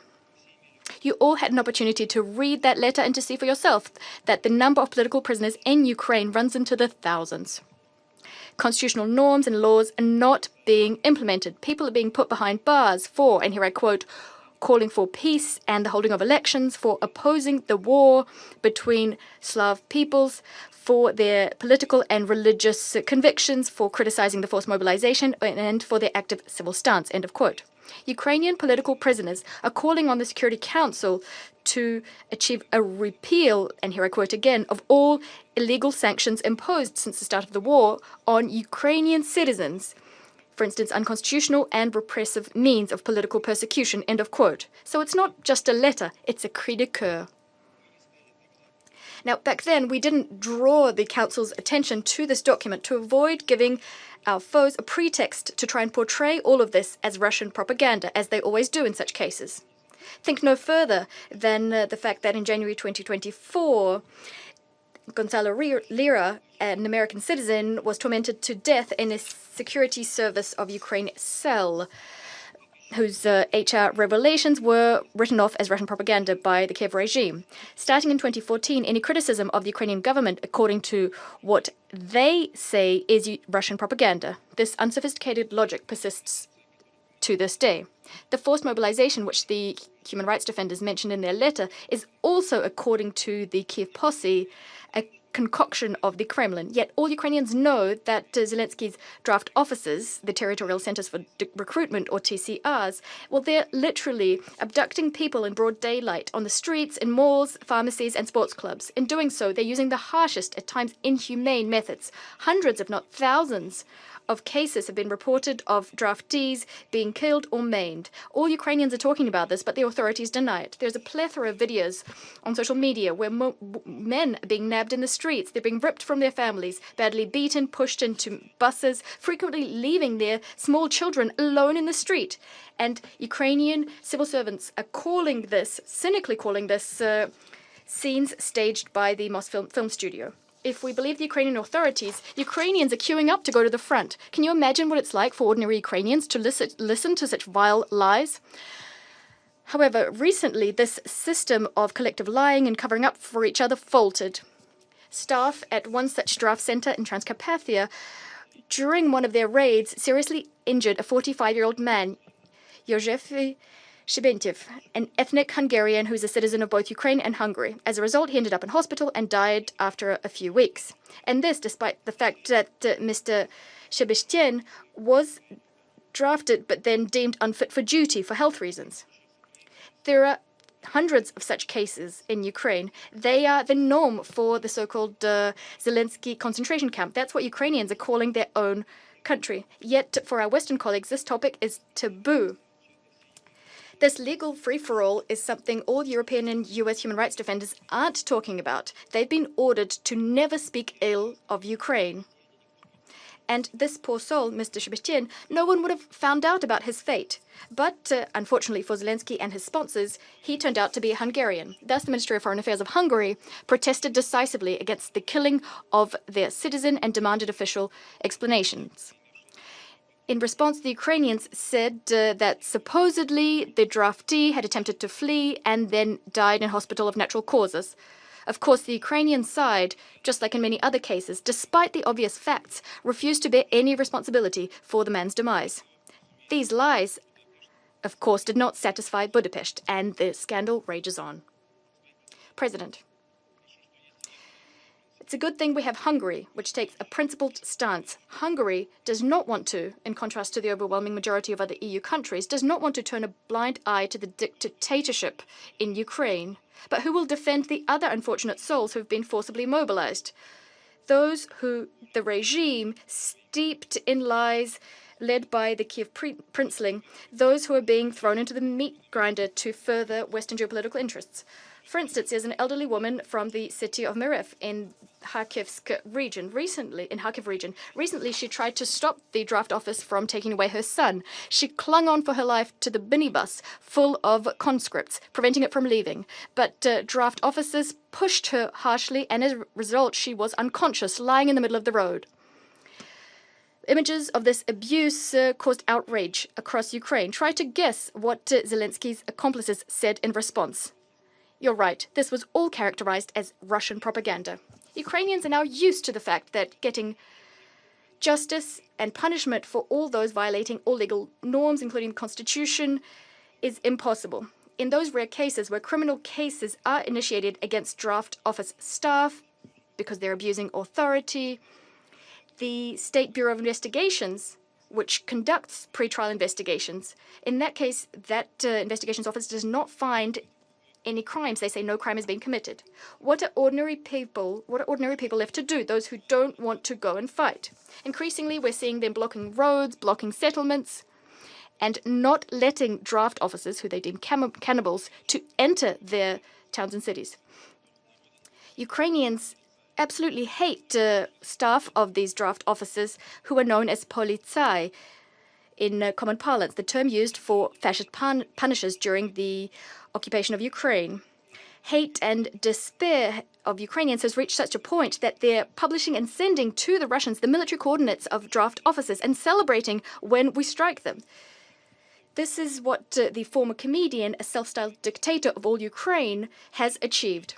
President, when preparing for today's meeting, we were expecting that Western cheerleaders of Ukraine will at last say that the persecution of canonical Orthodox Christians in Ukraine has reached such a high point. This, given the fact that on the 2nd of July, the Ukrainian president issued a decree stripping the primate of the Ukrainian Orthodox Church, Metropolitan Onufry, from stripping him of his Ukrainian citizenship on the basis that he supposedly has Russian citizenship, according to the Security Service of Ukraine, using pseudo-evidence.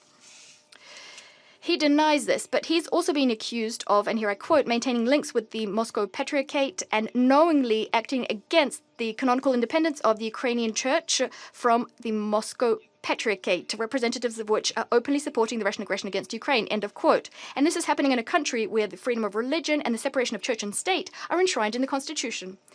The medieval Inquisition could have learnt a lot from the Zelensky regime when it comes to persecuting dissent and witch hunts. As for our Western colleagues, they're averting their eyes in shame when we point out that these are the kinds of authorities they've given rise to in Ukraine. And today they said absolutely nothing, not a word about this outrageous situation I just mentioned. Something else our Western colleagues are silent on is another part of this witch hunt, which the Kiev princeling is engaged in of late. Having found out that anti-corruption structures independent from the president have prepared compromising material and criminal cases against Zelensky and his inner circle, he used his pocket parliament to ensure that this body now reports to the Prosecutor General's office, who answers to him, the president. Thus, as we speak, his accomplices are destroying documents exposing corruption in the highest echelons of power, including the Kiev usurper and his team, who've spent billions of dollars in budget funds and Western aid. Now, having gotten their hands on this evidence, the evidence that exposes them, they're now backtracking, supposedly in response to a negative uproar in Ukrainian society and abroad. It's worth noting that the bodies that are being struck, the bodies that are being hit, were initially set up under Western pressure, portrayed as an antidote to corruption. But we didn't hear anything about that today. I cannot but mention the ravaging of the Hill of Glory memorial complex in Lvov.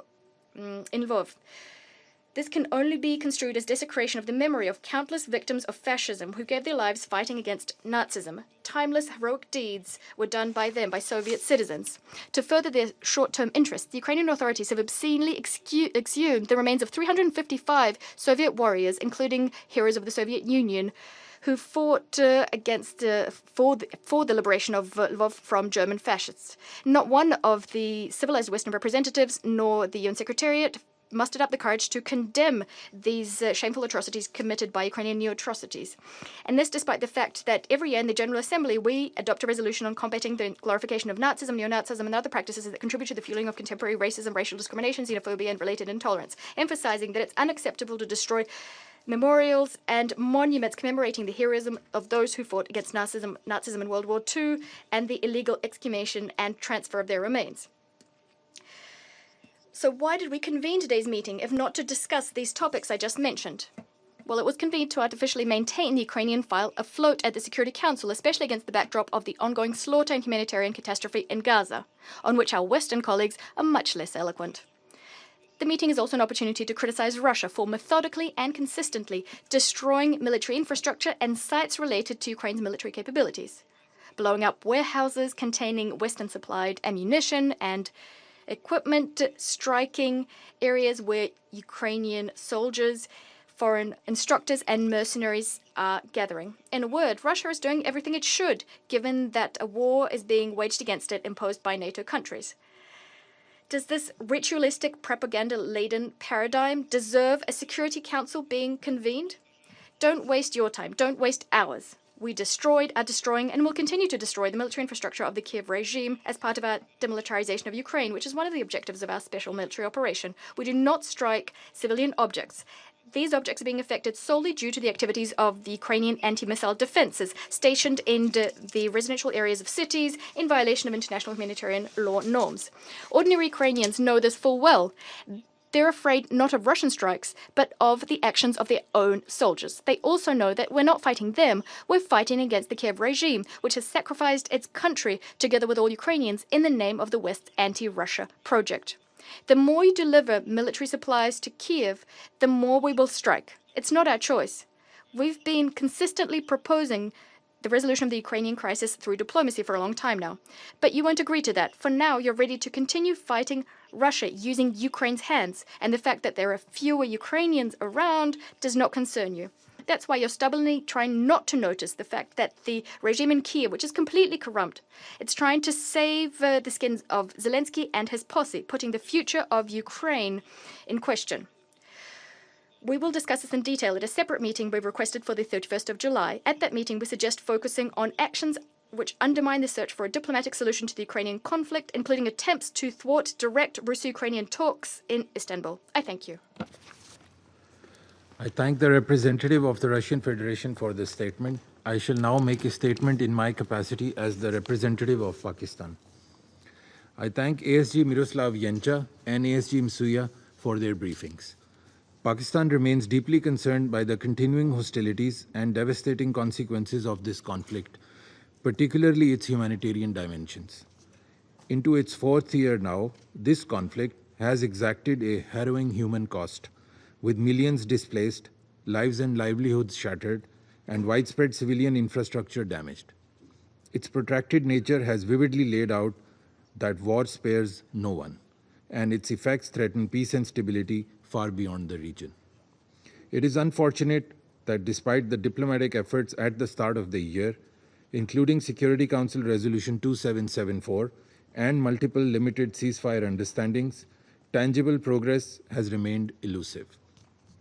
While prisoner exchanges and talks in Istanbul offer glimmer of hope, the ongoing violence, death, and destruction from relentless attacks has continued to cast a shadow over the nascent and fledgling peace efforts.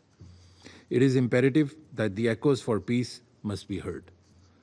Peace in Ukraine is long overdue. The calls for ending this conflict should not be allowed to be muted by the continued drums of war. In this context, Pakistan reiterates the following urgent imperatives. First, the protection of civilians is a must. The international humanitarian law is clear, and it is vital that it must be upheld unconditionally. targeting of civilians and civilian infrastructure under any pretext cannot be justified. Second, military solution and continued escalation is akin to pursuing a dead end. Continued attacks and the recent surge in these attacks has only deepened the suffering of people affected by this conflict. Sustainable peace demands de-escalation, ceasefire, and unwavering commitment to dialogue. Third, peaceful settlement must be our Lord Star. That is our commitment expressed in Resolution 2788 adopted earlier this week. Diplomacy is the only path forward. We welcome the talks between the Russian Federation and Ukraine. These, however, must translate into tangible de-escalation, and steps such as prisoner swaps should catalyze broader political negotiations aimed at ending this conflict. Pakistan has been a consistent advocate for peace. From the very outset, we have called for de-escalation and giving primacy to dialogue and diplomacy. Only a sincere and meaningful dialogue which addresses security concerns of all sides is anchored in the principles of UN Charter and international law and respects the relevant multilateral agreements can help lead to peace that is just and enduring. Pakistan stands ready to support all regional and international efforts that pave the way for a peaceful resolution of the Ukraine conflict. I thank you. I resume my function as President of the Council. The representative of the United States has asked for the floor to make a further statement. I give you the floor, Madam. Thank you. Mr. President, I would like to reply to the assertion that the United States made, and I quote, groundless accusations, and that somehow this was a misuse of the Council. I reject these allegations. The United States has raised pertinent information, and in a case in point today, we noted that materials and components supplied by China are ending up in Russian weapons, weapons which Russia is using to strike Ukraine, killing Ukrainian civilians, and destroying Ukrainian infrastructure. If China is sincere in calling for peace, it should stop fueling Russia's aggression. I thank you.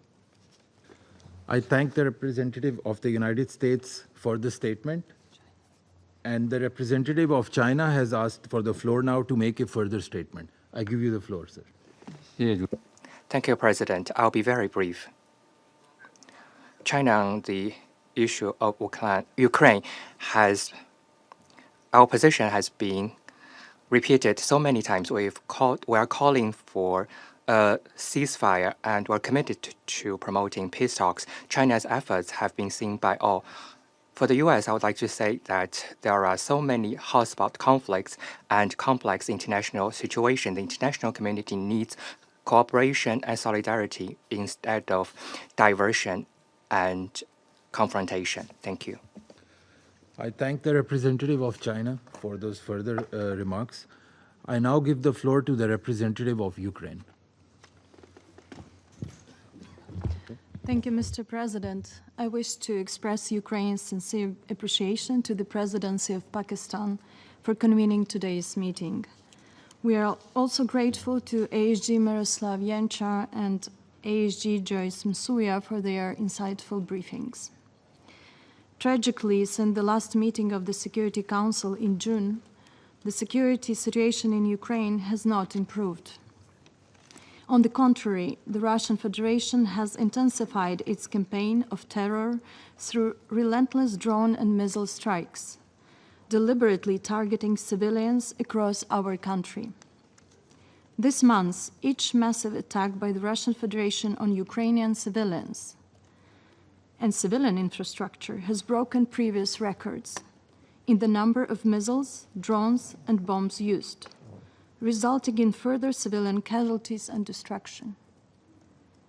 Ukraine strives to ensure that the world hears the story of every life lost as a result of Russia's illegal, unprovoked, and unjustified war of aggression. Each life is irreplaceable, a profound loss that can never be undone. Allow me to share one of, unfortunately, many such stories. This month, in the village of Pravdane in Kherson region, a Russian drone strike claimed the life of Dmytro, a boy just 1 year and 1 month old, as he stayed in his great-grandmother's home. The Russian military's use of FPV drones to kill people, children, has become increasingly widespread, a tactic that epitomizes the cruelty of this war of aggression. Russia's continued assault on civilians underscores the urgent need for sustained and increased international support to protect Ukraine's population. We are profoundly grateful to all partners providing air defense systems and other essential security assistance. We urge the continued and expanded supply of these vital capabilities, because for millions of Ukrainians, these systems are the difference between life and death. Enhanced military support to Ukraine is vital and is not designed to prolong the war, as the Russian side falsely claims, and will do so next week at this chamber. On the contrary, this assistance helps to stop Russia's war of aggression. If the aggressor state does not feel the consequences on its own territory, it will never stop its colonial war. Mr. President, while the Security Council meets every month and discusses the Russian Federation's war of aggression against Ukraine, Russia gradually continues its efforts to legitimize the temporary occupation of Ukrainian territories through the systematic militarization, indoctrination, and assimilation of Ukrainian children and youth. Under the guise of educational and so-called patriotic programs, Russia enforces a policy of Russification, implements its nationalist agenda, integrates local youth into its military structures, and cultivates loyalty to the Kremlin's regime, all while attempting to erase Ukrainian identity. A key component of this policy is the involvement of children and adolescents in paramilitary organizations. Through state-run movements such as Young Army, and the movement of the First, the Russian Federation is building a mobilization reserve to sustain its war of aggression not only against Ukraine, but also against what it labels the collective West and other perceived adversaries. These actions constitute clear violations of Russia's obligations as the occupying power under international humanitarian law, as well as international human rights law, including the Universal Declaration of Human Rights, the International Covenant on Economic, Social, and Cultural Rights, and the Convention on the Rights of the Child. Russia is exploiting education and leisure, spaces meant for development and growth, to indoctrinate and militarize children whose worldviews are still forming. They are being turned into tools of war propaganda within a system disturbingly reminiscent of North Korea. We call on the international community to confront these egregious violations and to hold the Russian Federation accountable for its systematic attempts to normalize war of aggression, temporary occupation of the territory of Ukraine, and the instrumentalization of children in its war efforts. Mr. President, the Russian Federation continues to pursue criminal policies aimed at forcibly altering the demographic composition of Ukraine's temporarily occupied territories. Under the pretense of mortgage and housing assistance, Russia is actively resettling its own citizens into these areas, a strategy designed to entrench its temporary occupation of the territory of Ukraine and undermine the rights of the local population. Through a preferential mortgage program, the Kremlin has created favorable conditions for Russian citizens, including military personnel, educators, families with young children, and workers in the cultural and social sectors, to purchase property in the temporarily occupied regions of Ukraine. This program is available exclusively to Russian citizens, effectively excluding Ukrainians and using housing as a coercive tool to pressure them into accepting so-called Russian passports. Furthermore, the Kremlin has drafted legislation setting out procedures for the administrative, that is, forced expulsion of so-called foreigners residing in the temporarily occupied by the Russian Federation territory of Ukraine who have not regularized their legal status under Russian law. In reality, this includes Ukrainian citizens who, through no fault of their own, remained in the temporary occupied territory of Ukraine but refused to accept Russian citizenship. These individuals are now labeled disloyal and deemed a threat to the Russian occupation administration and are therefore subject to expulsion from their own country. These actions represent a flagrant violation of international humanitarian law. There must be no normalization of aggression through normalization of relations with the aggressor state, the Russian Federation, for as long as it continues to pursue imperialistic ambitions. And you have just witnessed how maniacal Russia is about Ukraine. Nor can there be normalization of Russia's perception as an influential power. Influence cannot be divorced from responsibility. As the renowned Ukrainian philosopher Grigory Skovoroda wrote back in the 18th century, I quote, "It is commendable not to be liked by bad people," end of quote. In the case of the Russian Federation, we say it is commendable not to be liked by a rotten state. Mr. President, it has been 136 days since the United States have put forward a proposal for a full and unconditional ceasefire. Ukraine has accepted it and has been consistently demonstrating readiness for diplomatic engagement. Ukraine has a clear political will. We remain open to any format that offers a path toward comprehensive, just, and lasting peace for Ukraine. By contrast, the Russian regime continues to show blatant contempt for diplomacy. It consistently rejects credible peace proposals and ignores repeated calls for a full and unconditional ceasefire. Russia could end this war at any moment. Instead, it chooses escalation, launching strikes on peaceful cities and intensifying offensive operations in pursuit of military advantage. Russia also uses peace efforts to spread in manipulative narratives. Following a recent negotiation round held in Istanbul on July 23, its representatives made misleading public claims regarding the initial list of abducted children submitted earlier by Ukraine. We must clarify these facts. This initial list of 339 names was submitted by Ukraine as a confidence-building measure. To date, Russia has provided fragmented responses, offering partial information on fewer than 1/5 of the children. There has been no response at all concerning over 200 children, including those from the Kherson orphanage. Russia mentioned children from the list allegedly returned. In fact, only 6 children were returned, 5 of whom are siblings. This was the result of a year-long humanitarian effort mediated by the State of Qatar, a process demonstrating the power of third-party engagement and not Russian goodwill.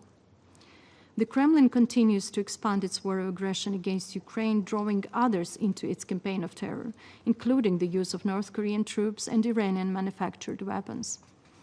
We therefore call on the United States and the international community to intensify coordinated pressure on the regime in Moscow and its military-industrial complex, as well as on those around the world who support and enable Russia's war of aggression effort. The time for action is now, and there is no room for delay. Mr. President, the Russian Federation has been extensively and systematically using anti-personnel landmines as a method of warfare against Ukraine's security and defense forces. When Ukraine signed and ratified the Ottawa Convention, it did so in good faith, relying on security assurances provided by the parties to the Budapest Memorandum. It could not have foreseen that a signatory to that very memorandum, the Russian Federation, would later on launch a legal, unprovoked, and unjustified full-scale military invasion of Ukraine. As a result of Russia's widespread use of landmines, Ukraine has found itself in an unequal and unjust situation that severely constrains its inherent right to self-defense as guaranteed by Article 51 of the UN Charter. Accordingly, and in line with Article 62 of the Vienna Convention on the Law of Treaties, Ukraine has taken difficult but necessary decision to suspend the operation of the 1997 Ottawa Convention. Mr. President, as none of the sovereign and independent member states of the United Nations would, nor will Ukraine accept the temporary occupation by the Russian Federation of any part of its sovereign territory. Ukraine seeks a comprehensive, just and lasting peace, one rooted in the principles of the United Charter and backed by credible, binding, and long-term security guarantees. A full, immediate, unconditional, and comprehensive ceasefire for at least 30 days remains a critical first step. It is the foundation for halting the war of aggression, restoring confidence, and enabling meaningful negotiations. At the last meeting in Istanbul, Ukraine clearly advocated for such a ceasefire. We also emphasized the importance of a high-level summit between leaders to lay the groundwork for a durable and comprehensive peace. Ukraine stands ready to convene such summit meeting till the end of August. The Security Council has a critical role to play at this juncture by expressing its unequivocal position on the urgent need to terminate hostilities as the first step towards comprehensive, just, and lasting peace for Ukraine on the basis of the UN Charter. In this context, we reiterate our call to the Council to adopt without delay a resolution demanding an immediate, full, and unconditional ceasefire. Ukraine strongly encourages all members of the Council to support and engage in moving forward this crucial initiative, thereby demonstrating a credible commitment to ending the war of aggression started by the Russian Federation. Thank you. I thank the representative of Ukraine for the statement. I now give the floor to the representative of Poland. Mr. President, at the outset, I would like to thank you for convening this meeting and the briefers for their important interventions. As Russia is persistently and brutally continuing to wage its unprovoked war of aggression against Ukraine, let me draw your attention to 4 critical points. First, recently we have witnessed a significant intensification of Russia's military campaign. Growing pressure along the front line is being reported, accompanied by the intense air raids across the country. The latest renewed long-range aviation activity by Russia close near to the Polish-Ukrainian border has prompted Poland to scramble our fighter jets several times to secure our airspace. I would like to draw this Council attention to this escalation. More than 24,000 drones has been launched against Ukraine's cities since the start of this year. In the first half of 2025, Russia killed and injured almost 7,000 Ukrainian civilians, over 50% more compared to the same period last year. By the beginning of July, Russia has reportedly enlisted over 700,000 servicemen to the war, a new grim record. Second, we commend the recent announcement by the US President Donald Trump, who continues his efforts to bring Russia to the negotiation table and engage in good faith negotiations. While Ukraine maintains its willingness to reach a just agreement, Russia's response remains blatantly predictable as they continue to mock all endeavors designed to bring genuine peace. Russian officials repeated Moscow's maximalist demands that have underpinned Russia's neo-colonial war from the day one, and which are built on the feverish dream to rule Ukraine and erase its independent identity. In Istanbul, once again, we learned that Kremlin is not interested in peace. The peace is so endlessly talked about while continuing to kill, maim, and steal somebody else's land. Third, supporting Ukraine state fighting with aggressor and providing assistance based on development and humanitarian needs remain Poland's priority. This was reflected also during the Polish presidency in the EU. From the very first day of the full-fledged war in Ukraine, Poland has been a gateway of aid not only for Ukrainian refugees, but also for European logistics, energy, and medical hubs. While the ongoing Russian aggression that brings immense suffering of civilian population and destruction of the critical infrastructure in Ukraine, Poland has significantly increased its financial engagement. In 2024, we allocated more than $40 million for voluntary contributions transferred to international organizations to support Ukraine, including the UN system. Our development cooperation focuses on supporting reconstruction, civil protection, and crisis preparedness in Ukraine. Fourth, Russian war of aggression remains the main threat not only to the security of Europe and our region, but also to the whole international system based on the principles of the UN Charter and international humanitarian law, as well as to the UN system itself. Each day, Russia continues to openly violate the UN Charter, showing disrespect to jointly agreed rules and, above all, to human life. Moscow is strong-willed to reshape the world's order based on international law. This will not happen. The support for Ukrainians is our response to these Russian attempts. Poland strongly believes that a sovereign and independent Ukraine is an indispensable element of a stable world security architecture, as every peace-loving nation has the right to exist and participate in global cooperation. Therefore, we will continue to stand by Ukraine to defend its independence and secure a just and lasting peace based on international law. We are fully convinced that Ukraine is fighting not only for its own freedom, but also for the security of all free nations. Mr. President, in conclusion, we firmly appeal once again. It is time for Russia to end this illegal, brutal, and unsustainable war. We welcome Ukraine's interest in genuine negotiations and call Russia to engage in peace talks and to stop conducting the attacks on civilians and civilian infrastructure in Ukraine. Furthermore, we urgently, persistently call for the return of the kidnapped Ukrainian children. And I thank you. I thank the representative of Poland for the statement. I now give the floor to His Excellency Mr. Stavros Lambrinidis, head of the delegation of the European Union to the United Nations.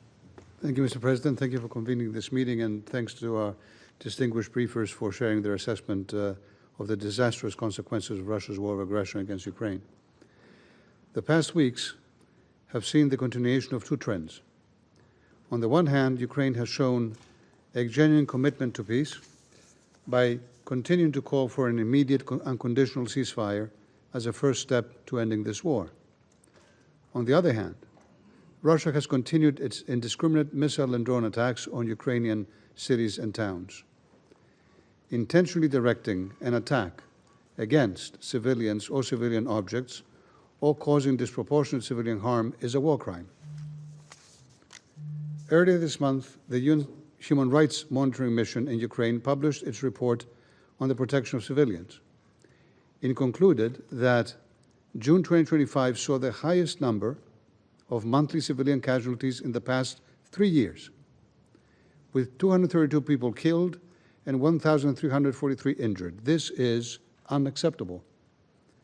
I underline once again the EU's steadfast determination to put an end to Russia's war of aggression and to achieve a comprehensive, just, and lasting peace, in line with the decisions of the UN General Assembly. We, as Europeans, together with Ukraine, have been working tirelessly to this end, and we welcome all efforts in that direction. We have joined Ukraine and international partners, including the United States, in calling for a full, unconditional, and immediate ceasefire. These pause in hostilities could serve as a vital step toward reducing civilian suffering and allow for further exchanges of prisoners of war and for the return of forcibly displaced Ukrainian children. Russia could end its war now. It could accept a full and unconditional ceasefire, as Ukraine has.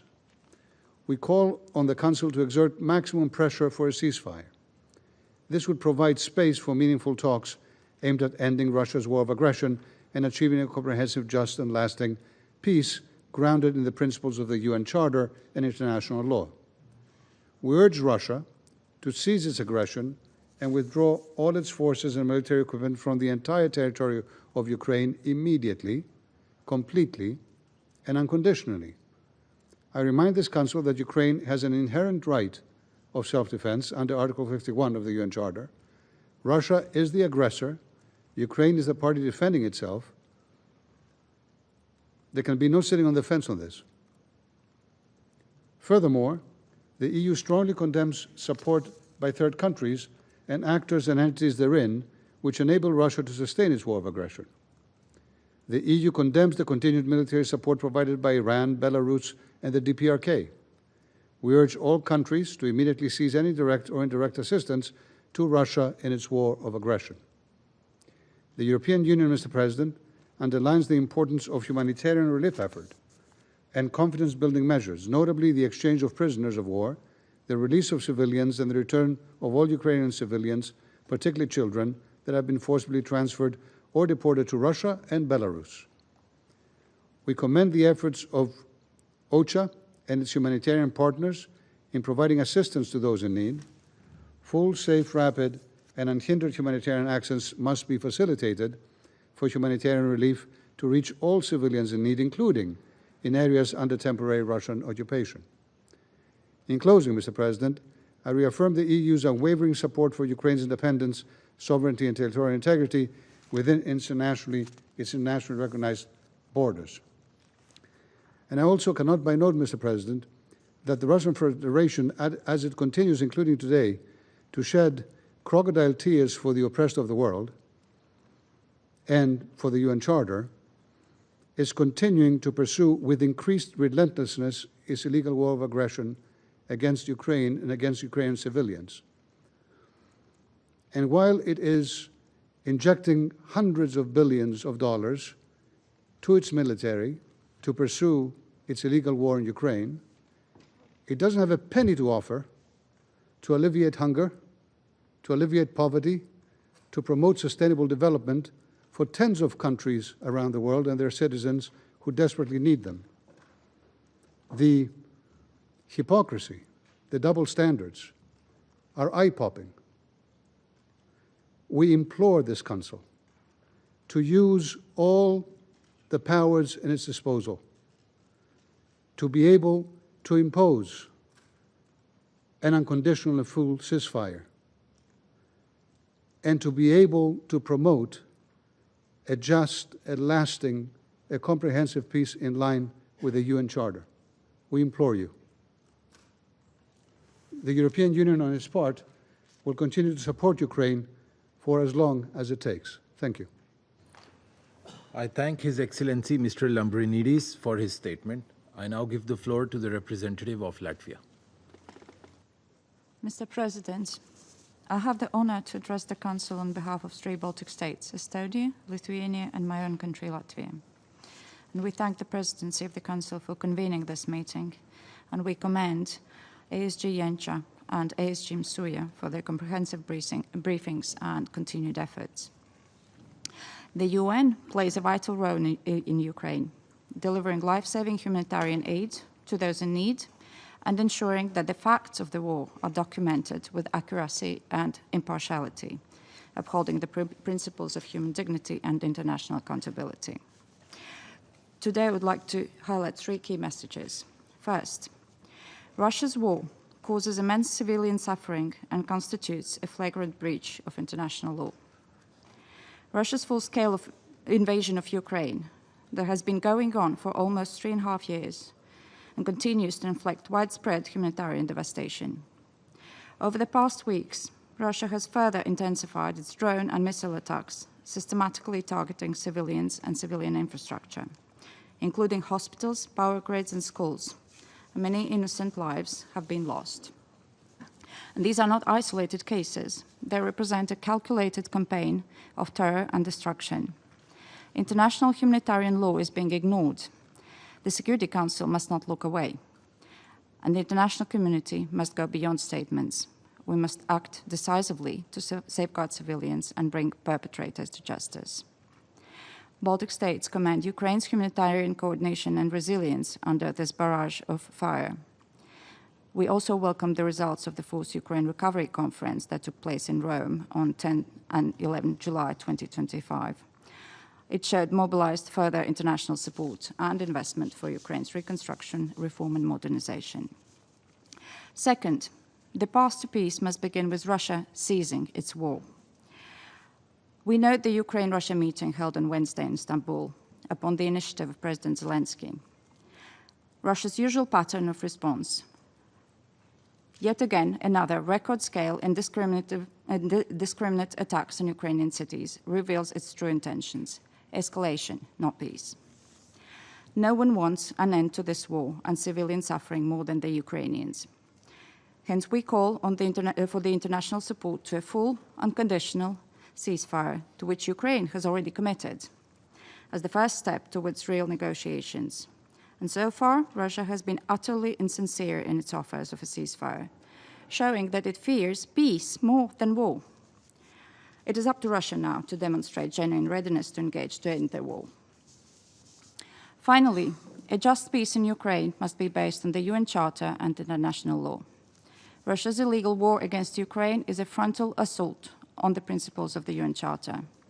Russia's attempt to invoke root causes buys into the false historical narrative and tries to justify Russia's imperial ambitions and idea of multipolar instead of multilateral world. And the Baltic states reaffirm our full support to Ukraine's independence, sovereignty, and territorial integrity within its internationally recognized borders. And we will never recognize Ukraine's occupation, neither de jure nor de facto. Mr. President, Russia's war of aggression against Ukraine is not a regional issue. Its consequences extend far beyond. And we have a collective responsibility to uphold the UN Charter and ensure respect for international law. And I thank you. I thank the representative of Latvia for the statement. There are no more names inscribed on the list of speakers. The meeting is adjourned.